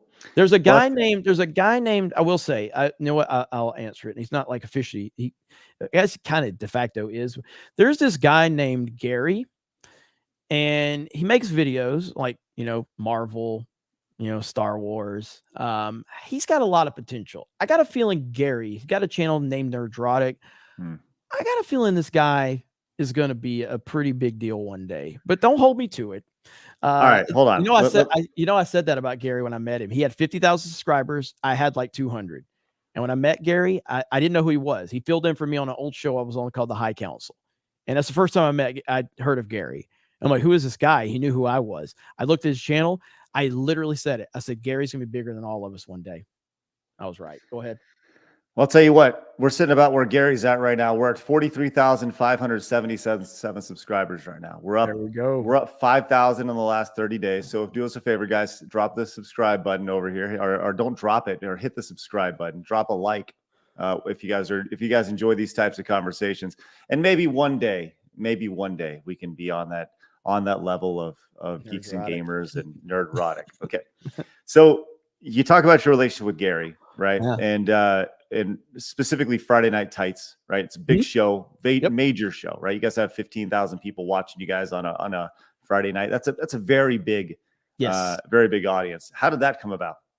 So I was only supposed to be on the first episode of Friday Night Tights, but it came down to Odin and Gary, actually. So Gary has had a Friday show forever, and I guess he's wanting to switch it up a little bit. Odin, who's part of Geeks and Gamers, he basically told Gary, he's like, hey, why don't we just make it like a G&G show? Like we bring G&G people in and we just kind of do something like that. And Gary's like, that sounds pretty good. And then Odin calls me, or Gary calls me, I can't remember. And they're like, hey, how do you feel about us making this a G&G show? I'm like, yeah, that's cool. We can brand it G&G, and I'll come on for the first episode, and we'll have a lot of fun with it, And yeah, then I came on the first episode, and I just kind of never left. And because it was so much fun, and because that was a point in time where I wasn't wanting to live stream a lot because I was focused on making content. And but Friday Night Tights has grown so much, and I love Friday Night Tights. I've my schedule's been holding me back from being on there consistently lately, but like when I got the opportunity to have Alex Jones on Geeks and Gamers, I decided I would rather see if we could get him on Friday Night Tights because it was a bigger audience, you know, and I just felt like it was a better opportunity. And it's still a G&G show. I mean, it's part of G&G in terms of like that was an agreement me and Gary made, and I just love it, man. I don't know how it's gotten so big. It's just a bunch of idiots talking about stuff, but it's just turned into this thing that's just so big that none of us could ever saw it coming. But yeah, it's been a pleasure to be part of it, and I'm never going to leave it. So, you know, I might be hit or miss for a while with my schedule, but I'm always going to be part of FNT. I'm sorry, I just got distracted by the $100 direct super chat right there from Matthew. Says you can give people the house, the tools, but they have to build that house. That's something I say to my therapist, and she agrees with that, saying I need to focus more on that myself as well. Jeremy and G&G is the reason I love the 199 and the fellowship. Thanks for everything, Matthew. Thank you very much. That is massive. And I'm going to read off the rest of these super chats here in a minute, guys. Get them in right now. If you guys have a question for Jeremy, you guys can ask him via super chat. It'd be great. Great way to support the channel, just like with G&G. Okay. 199 is outstanding. We have our little G2 community here. It's great. Okay, so Gary, and you said you met him just on a whim. He filled in for you on a yeah. So old show that I used to do called The High Council with Ethan Van Sky from World Class Bullshitters, and I was out that week, and Gary filled in for me, and I just tuned in and I saw this yellow symbol with glasses, and he's like, "Oh, hey, it's Jeremy," and because I was in the comments, and I'm like, "This guy knows who I am. I don't know who this fucking guy is," and so I was like, "Let me look into this channel," and I was like, "This dude is good." He's really good. He's smart. He's well-spoken. He knows his stuff. And then I watched some of his live streams. And back then, Gary was consistently pulling like 600 to 700 people per live streams. And you have to understand, back then, those were huge numbers. Like, and of course, they're huge numbers now. But I'm just saying, like, obviously, Gary pulls like fucking 10,000 now. But for a person to have 50,000 subscribers and consistently pulling 700 viewers 3-4 years ago was huge. And I was like, the fact that this guy's pulling these consistent numbers, and he's just really good at it. So I said it. I was like, this dude's going to be bigger than all of us. He's really good. And but Gary's just a good friend, genuinely. Like, he's one of my best friends. I trust him completely. We're always on the same page. I'll do anything in the world for him, and he'll do the same for me. And I'm so happy to see him succeed. He deserves it.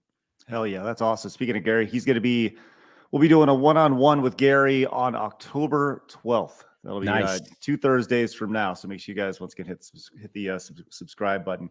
This is an interesting question here from Elite Neo. Says, "Hey Jeremy, Craig on Friday Night Tights win." I am not in charge of that. X-Ray Girl is. Gary doesn't even know who the fucking guests are. Get X-Ray Girl. Let's go. X-Ray Girl's in charge of that shit. Hey, but Craig was on Tuesday Night's Main Event. You're going to be seeing Craig on Tuesday Night's Main Event more often now. So. Absolutely. All right, let's do some of these super chats here. Then we'll wrap up with some stuff over here. I want to let you know that the Real Smile Bit came in as a brand new member. Let's freaking go. Drop 10. And then came in with 10 gifted memberships. That is outstanding. Thank you so much, the Real Smile Bit. That is great. Blake came in with the 2, says scanning in. Let's go. How did that come about? It's just like anything else. Like, everything's a meme with us. So like the 199, obviously that's been well documented. So some other guy, Jay, wanted to highlight this comment that some guy was saying that I was scamming people in to the 199 cult, but he misspelled and he said scanning people in. So then the chat turned it into like, oh, so we're scanning in. So yeah, so it's like when you join a G&G stream or a DDayCobra stream, we're scanning in, scan in 199, scan in 199. That's it's just awesome. like if you're gonna criticize us, man, we're just gonna meme it. We don't take ourselves too seriously around here. That's spectacular. I love it. And then I think you saw that the last few days with who was the guy, Kevin James, who took his meme and kind of owned it. Yeah. Did you see that? Yep. Where I didn't see he owned it, but that's funny. I've been seeing the Kevin James meme going everywhere. Yes, there was so he went out and he posted his next tour is going to be like he's shooting promo art for his next tour, and it's the same picture, and it's like Hands in Pockets tour or something like that. It's really, really great stuff. Love that. Kyle, what's up? I see Flawed in the chat. What's up, Flawed? My boy Flawed on yesterday, man. Kyle says, "Yo, Craig, you seem to like you follow NBA basketball. Your thoughts on the Damian Lillard joining the Bucks? I think that's a good deal for him for sure, man. I think that'll be great for the Bucks for sure. Sports Wars covered it, so you can check it out over there. Let's go. Head over to the Sports Wars. Love that. Slushy says, Jeremy, what's your perspective on the J memes? I think it's Slooshy, not slow, and I think I messed it up too. I think it's Slooshy, but so what's my perspective on the J memes? J memes are what makes the world go round. We've got these accounts: Jay's saggy orangutan titties account, Jay's gaping butthole. Yep. It's so wild, man. But Jay, I don't know what it is about Jay. He just has the ability to make you laugh, and he's not even trying, dude. He has had me in tears in person. I'm just like crying, laughing at Jay, and he goes, "What is so funny?" And I'm like, you are funny. Everything you do is funny, Jay. He's so damn funny. He's such a good dude. And he just means no harm to anybody, but it's just like I can't help but just laugh when I'm around Jay, and the memes are fantastic. Yeah, Jay is spectacular. I love Jay, and legitimately one of the nicest guys I've ever met. He's awesome. He's good. He's good, dude. Hercules says he's also a certified forklift driver. Is this true? I am a certified forklift driver, baby. OSHA certified, not even driver trainer. All right. Ooh. Yeah, spectacular. Yeah. That's when it, man. Back, man. Ladies, man. I walk up to the ladies back in the day. I'm like, "Yo, what up, girl? I'm a certified forklift driver." They're like, "Really?" Now I'll just tell them I'm a clickbait YouTuber. So. Yo, Pop says, DDay, clean up on aisle 5. There you go. Mike says, when are we going to get the NBA Jam tournament between G+G side scrollers and Sports Wars? Dude. NBA Jam was so. I have not played NBA Jam in probably 15 years. I would love to play it again. Well, I'm just saying. Have you played NBA Jam lately? I mean, I know you got it behind you there, but I know. but by the way, Jeremy, I want to let you know. I just looked back here and I saw this. I want to show you a piece of artwork my dad did. This is my favorite piece of artwork. We were talking about this the other day on the show. I think you'd appreciate this show. This my dad was an artist. But yeah, wow, pretty awesome, right? It's pretty cool. That's excellent. I thought you'd appreciate that. That's fantastic. I very much appreciate that. Thanks, man. Marvel Mindtrick came in with the 199 pounds. Let's go. Love to see that representation. That's the type of representation we need. Is the 199. That's right. That's right. Anima Chain says crime, corruption, homelessness, inflation, division, and war times 100 is what you get if Trump does not win. Yeah. Sailor Dream says, careful with this guy, Craig. He's a fig. Jay says, I found G+G through the Snyder Cut incidents. Yeah, Hail. Hilarious. Hail 199. Let's go, Jay. Butter Biscuits came in. Butter Biscuit 92 says, Jeremy said earlier he's looking forward to Last Jedi. Got him! Clipped. You screwed up, Jeremy. Bro, there's a video of me reacting to the trailer for Last Jedi on G+G. I was so excited. I was like, this is incredible. I was so excited. Shane wants to know, he says, I initially found Jeremy when we're going through the lameness of that is Game of Thrones season 8. I respect his drive, just like you too, Craig. The only negatives of Jeremy is that he's a Bama fan and he wants to date Tom Brady. Hashtag go dogs. Roll Tide, baby. Roll Tide. Oh, Brandon came in and says, with the left-leaning echo chambers in these companies becoming a problem, what's stopping G+G from becoming a right-leaning echo chamber? It's a good question. It's a good question. From a perception standpoint, a lot of people that don't like us feel that we are, but the reality of it is there's probably half the people, and this isn't something I've broken down, so because it's not that important to me, but what's important to me is people believing what they want to believe. But I would say like half of our team either doesn't follow politics or doesn't agree with my politics. And that is not by design as much as it's just organically happened, because I don't bring people into the fold based on their support of Trump or lack of support for. I just don't do that. I just bring people in that I feel can be an asset. And, you know, we have people here that just don't like him, and that's totally fine with me. They never have to answer to me on their politics. But the reality of it is if you are not part of the left narrative, you are a right-wing echo chamber, regardless if you like Trump or not. That's just the reality of the situation. These crazy people accuse young Ripa of being a Trump supporter. He's not. He doesn't support any politicians, but they call him a right-wing Trump supporter because he doesn't line up with the left-wing narrative. It's crazy. Right. And that's, you know, obviously we've been lumped into that whole thing, you know, the whole, Side Scrollers is a right-wing podcast. Is like, are you fucking, like, do you know who I am? Like, are you serious? Yeah. Like, it goes back to the term, you know, those terms, racist, homophobic, you know, whatever. Even right-wing has lost all credibility when it comes to using those words. It's a joke. It's a joke. Yep. Now, do you know how to say Valiantes' name? Valiantes. That's Ivan. Valiantes. Says, hail, Jeremy and Craig. Great hanging out with you guys at Super Nintendo World Hollywood. Hell yeah, there we go. Hope to hang with you guys again. Hail G+G and hail Side. It was awesome. It was awesome. Yep. Yeah, Craig was with us that day. So was Ivan there. So yeah, it was great. We had a lot of fun. And I gotta find some time to make my way out to Florida and spend some time with you guys and go. If Jay will have me, I would love to do like a day of park hopping with them. Jay's pretty strict, man. He's a tough guy, so I don't know. That's something you'll have to work that out with him. I'll text him and beg him, or please can I go to Universal Studios with you, please. Benology says, no question for Jeremy because he ignores me anyways. But all the love for you, Craig. And Jeremy, I guess. Keep up the incredible work in interviews. Thank you, Ben. That's Bent, as Krista calls him. Bent. I love how she goes, what's up, Ben? How you doing, brother?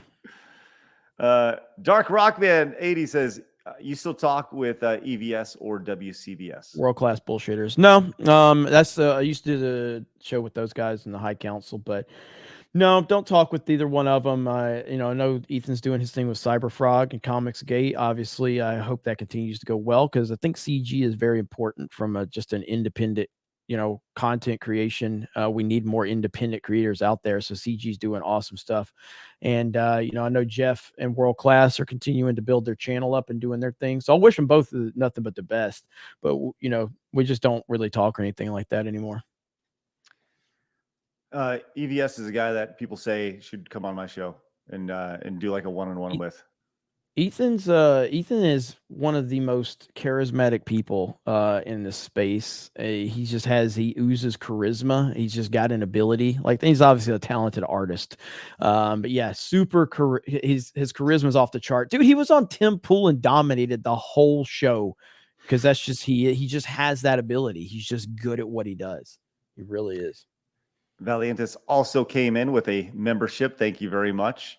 Stardust Viking over on Rumble came in with a $100 Rumble rant. Let's freaking go.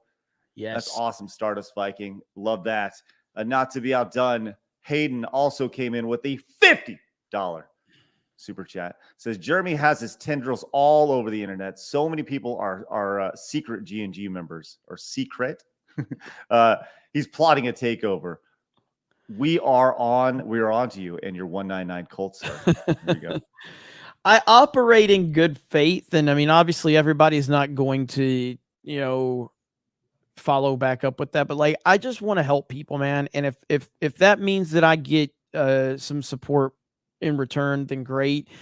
If they don't, if they take the opportunities I've given them and they run with it and they leave G+G in the dust, that's cool too, man. Like, I just like helping people, and I feel like it all will come full circle. And I could probably have a lot more money if I structured things out differently or did things differently, but I'm pretty happy. My conscience is clear of the way I've done this, and I'm going to continue to move forward the way I do it because I feel like I'm a firm believer in karma. And I think that it all comes full circle, and I like the path that we're moving on, and I'll continue to operate in this way and help people and see where the chips fall. Vault came in with a Rumble rant. Says, I found y'all because of Tim Pool. Tim fires Adam Krigler, and I follow Adam until he passed through as a guest on all your channels. Hail Side Scrollers, Krigler Show for the Friday Night Tights, Geeks and Gamers, and the 199. Let's go, Vault. Hell Thank you yeah. very much. Nice. Butterbiscuit says, Jeremy, why don't you go back to having different members of the team make a video or two every week for the channel until you're back to it? It's just always tough. So it's like and it's not specific to G+G. This goes for any channel. It's hard to get people into the fold on an established channel. So like if I go make videos for Nerdrotic, you know what people are going to do? They're like, get this fucking guy off my channel. I want to see Gary, you know? And so every time anybody makes a video for G+G, they're like, where's Jeremy? Where's Jeremy?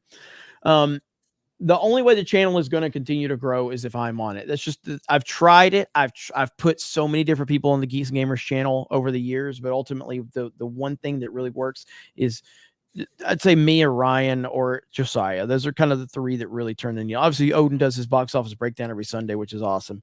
And, but I just need to get back to making videos. That's really what it comes down to. And I'm going to very soon. Butterbiscuit also followed up, says, also wanted to say, I love Geeks and Gamers. You guys have helped me through rough times and definitely helped me build more confidence. I love this team. Go get it. Let's go, Butterbiscuit. Yeah, man. That's love awesome, Butterbiscuit. That's great.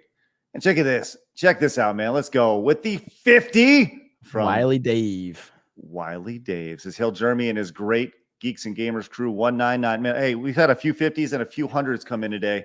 And I'd like to point out, we slapped them on the wall. Let's go. Look, there's Wiley. I couldn't fit it on one. There you go. There's Wiley Dave. And there's Hayden right there. Let's get you guys on the wall real quick. So we're going to start a new column over here for the 199. And we'll put that right here. And get these guys going. We got the periodic table of support back here, which is great. And then we got Matthew came in and Stardust Viking. Thank you very much. We'll put those up on the wall in just a second. Nice. Thank you so much.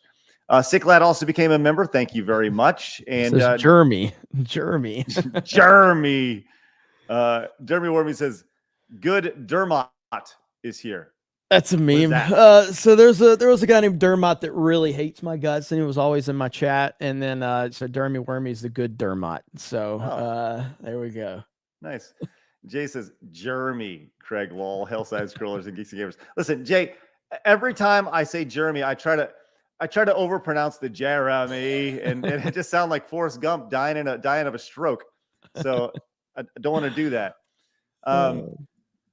Abdulio came in with the direct donation. Says, "Whoa, Geeks and Gamers, Stuttering Craig on Friday Night Tights when it would be great to see you appear on Midnight's Edge someday, Craig. Well, I would love that.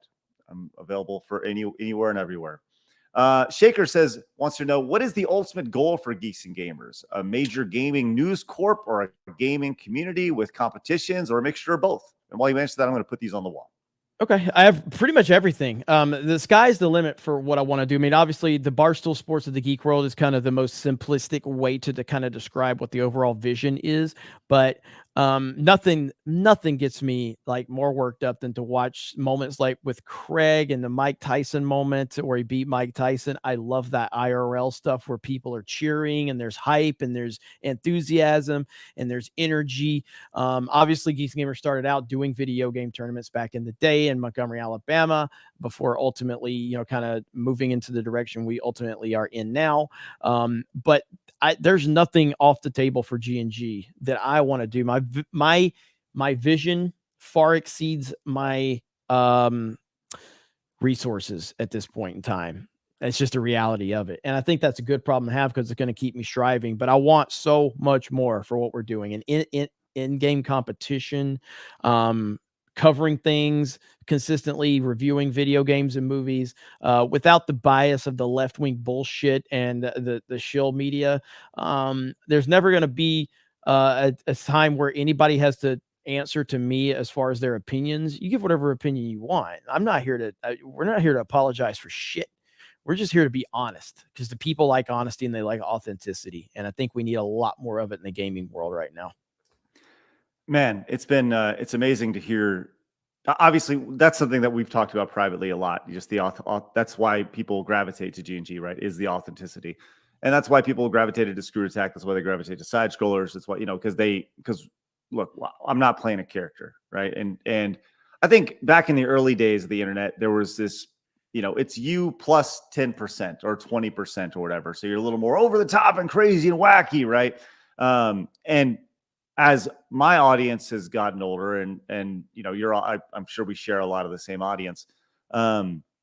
That's number one. I've outgrown that bullshit. Number two, I just want to be me more than anything else, right? That's and it's amazing to see how people have taken to that. And as you said, you get to know your friends. You know who's really has your back. You know who really likes you for you, and not just what you can do for them. Which I saw that a lot over the the last, I started in 2006, right? So there's been a lot of what can Craig do for me and how can he better my career? And then as soon as I help them or better their career, guess what? Never hear from them again, and that's bullshit. So, absolutely. Super Cockmaster 3000 came in and says, always a lurker of your stuff, Jeremy, but wanted to say thanks for your efforts. That's awesome. I appreciate that. Appreciate that, Super Cockmaster 3000. That's right. Say it with your chest. That's right. Oh, Snake says, "Hey Jeremy, fucketh you 199." Thanks, oh Snakes. Jay says, "You're doing great, Craig. Don't mind me." All right, Jay. And Jeremy's creamy back end says, "Who is this Jeremy guy? I've never heard of him." You know what I most appreciate about names like that? This is what I love, that somebody's like, I need to make this account, number one, and then number two, link a credit card to it so they can super chat. Oh man. And SBZ says, "Thank God you didn't ask about Titanfall 2. Oh wait, it's funny you mentioned that, because that was actually my last question of the day. Tell me about Titanfall 2 and why it's the best video game in history."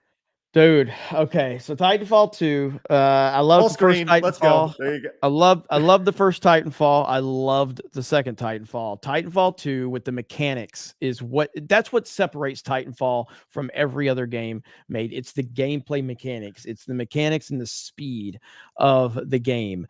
The wall running, the ability to do all of these crazy things with your pilot, and then the whole dynamic with the Titans. It's just so damn good, but it all comes back to the mechanics. That's why people go like, "Oh, it's just Call of Duty with mechs." It's not Call of Duty with mechs. It's not. It is so much more. And you know what it is? It's Apex Legends with mechs. No, fuck that. The Apex Legends is trash. Okay, Apex Legends. You know what Apex Legends is compared to Titanfall? Apex Legends would be X-Men Origins Wolverine Deadpool versus the real Deadpool Ryan Reynolds. So Ryan Reynolds is Deadpool and X-Men Origins Wolverine. That's Apex Legends. And then Titanfall is the real Deadpool with Ryan Reynolds. Okay, that's the difference right there. I think Apex Legends is a normie game. I think it's garbage. I think the mechanics are garbage. And it's not even close to Titanfall. If you would have never told me it was anything in the Titanfall universe, I probably would have been like, "Oh, I'll play it." But when the moment you compare it to Titanfall, you fail miserably. I have just a small request, just for shits and gigs, right? What if you were to play a game of Apex with me, and in exchange, I will play Titanfall with you? What if we do a little crisscross? And I mean, I played Apex. Yeah, but you haven't played it well, right? Like, I have. I was fine with it. I was fine with it. It's just you don't understand, Craig. You don't understand. You have not played Titanfall. If you played Titanfall wall running, all of the mechanics, and you think Apex is good? No, listen. Yes, the wall running is awesome, and yes, I agree with you. The movement in Titanfall is probably the best movement in video game history. Yes. So much so that the wall running was tried to be replicated in like modern advanced warfare or whatever. Yes, and it was terrible. It was horrible. Right. Yeah. It feels smooth. It feels great. And I'm sure that eventually they'll add a legend that can wall run in Apex, but right now they don't have that. Right. But my question is why? That's the whole point. Why? I don't know. I don't know why they don't have it. But Apex is such a fun game, and it is built in the Titanfall universe. lore, It is in the right? Titanfall universe, yeah. And there's all these little things, and there's a story behind it, and they've done such a good job of keeping it up. And it's amazing to see. I don't know. It's thought of as like this hard game, and I can see that because if you haven't been playing it for 18 seasons, then you probably are going to be falling behind. You just walk in and you fall in and you die immediately. But isn't that the same with any game? If you were to play Call of Duty and after people have been playing for months and months and months, you'd expect to just die a bunch. I disagree because like that's why Call of Duty is so successful. It's why Fortnite's so successful. It's why Mario Kart's so successful. They're so easy to pick up and play for anybody. That's what they're designed to do. They're designed for the normie gamer. And I feel like Apex, again, there's a reason. There's a lot of people that play Apex, a ton of people, not as many that played Fortnite, or Warzone at its peak, but Titanfall, that's why it didn't succeed, because it's not easy to pick up and play. And I'm not saying Apex is Apex is an easy like Fortnite. It's just not. But it's definitely like I want to see more of the mechanics that made Titanfall so great, but why Titanfall failed too. Titanfall failed because it's not an easy game to pick up and play. It's not. You don't understand the dynamics of the Titans. You don't understand the dynamics of the pilots. The game moves so fucking fast that sometimes you don't even know who's killing you in that game. It's so damn fast. Yeah, okay, I will agree with you on that. In that Apex, on its surface, it's point the gun, shoot the gun, kill the guy, right? But when you add like revives and all the ults and everything that is attached to each character, yeah, it can be pretty advanced. But I also think that's why people like Street Fighter Third Strike, right? Because it was, it had a little bit more depth attached to it, which is, I think, is why people like Apex so much and why I like Apex so much. But, yeah. All right. I mean, it's a meme at this point for me to hate on Apex, and it's all because I think it killed Titanfall, but it could also be the reason Titanfall returns because of the success of Apex Legends. And that is a full circle where I might be willing to forgive it. If we're going to see, there's all these rumors about these hidden messages in Apex and what it could mean for the future of Titanfall. I know that there's been all this speculation, kind of how like, I know Beardo and I think Rolo were talking about it, but I guess there's this theory out there. Hailstorm's talked about it too, where how when you turn Call of Duty on and it has the Warzone option, and then it has like the previous Call of Duties. I guess that people are speculating that's what they're about to do with Titanfall, where if you turn Apex on or Titanfall, you're going to have the option to go into either one of those, or that Titanfall might be a mode within Apex. I'm not sure. I don't love the idea, but I'd rather have some Titanfall than none at all. So if that's how we get it, that's how we get it. Love it. Love it. Let's go finish these up real quick, then we'll get you out of here. Appreciate your time today, man. Of course, man. Vault says, Jeremy, will I ever see you in the unknown battlegrounds of PUBG? It always works. Come find me. Pull up. I will try PUBG. I have nothing against PUBG. There's just always something weird that kind of happens that gets me to, like, again, I hated Fortnite forever. And again, if they get rid of no build, I'll never play it again. You know what I mean? No build is the reason I played Fortnite, and I've stayed with Fortnite. And I do enjoy Fortnite. I might have played PUBG once. I can't remember. I know I played Apex a few times and didn't like it, but that was because of the Titanfall connections or the comparisons. I tried, what's the other game that was really competitive back in the day? Overwatch. I tried Overwatch. I didn't like Overwatch. And so, Fortnite is normie as fuck, Jeremy. Oh, 100%. I already said that. I just said Fortnite's normie. So is Call of Duty. So is Mario Kart.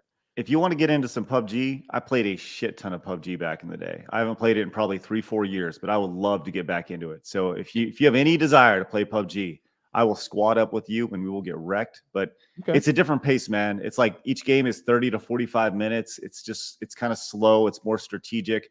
That's also what makes like Fortnite and Apex so fun, is that you can get a game in 15 minutes, Yeah. So, yeah, but absolutely. Jay says, Apex is good, Jeremy. How dare you?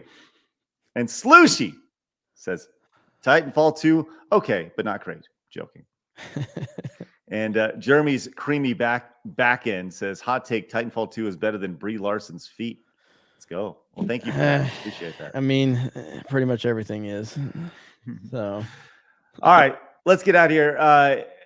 Guys, thank you very much for your support today. Appreciate you guys. If you guys are new, make sure you guys hit the subscribe button. Would love to see you guys back. You can find us after Geeks and Gamers Daily on the channel. If you guys are watching over there, just pop on over on this channel. We're on the same platform, YouTube and Rumble. You can just find us afterwards. It's great.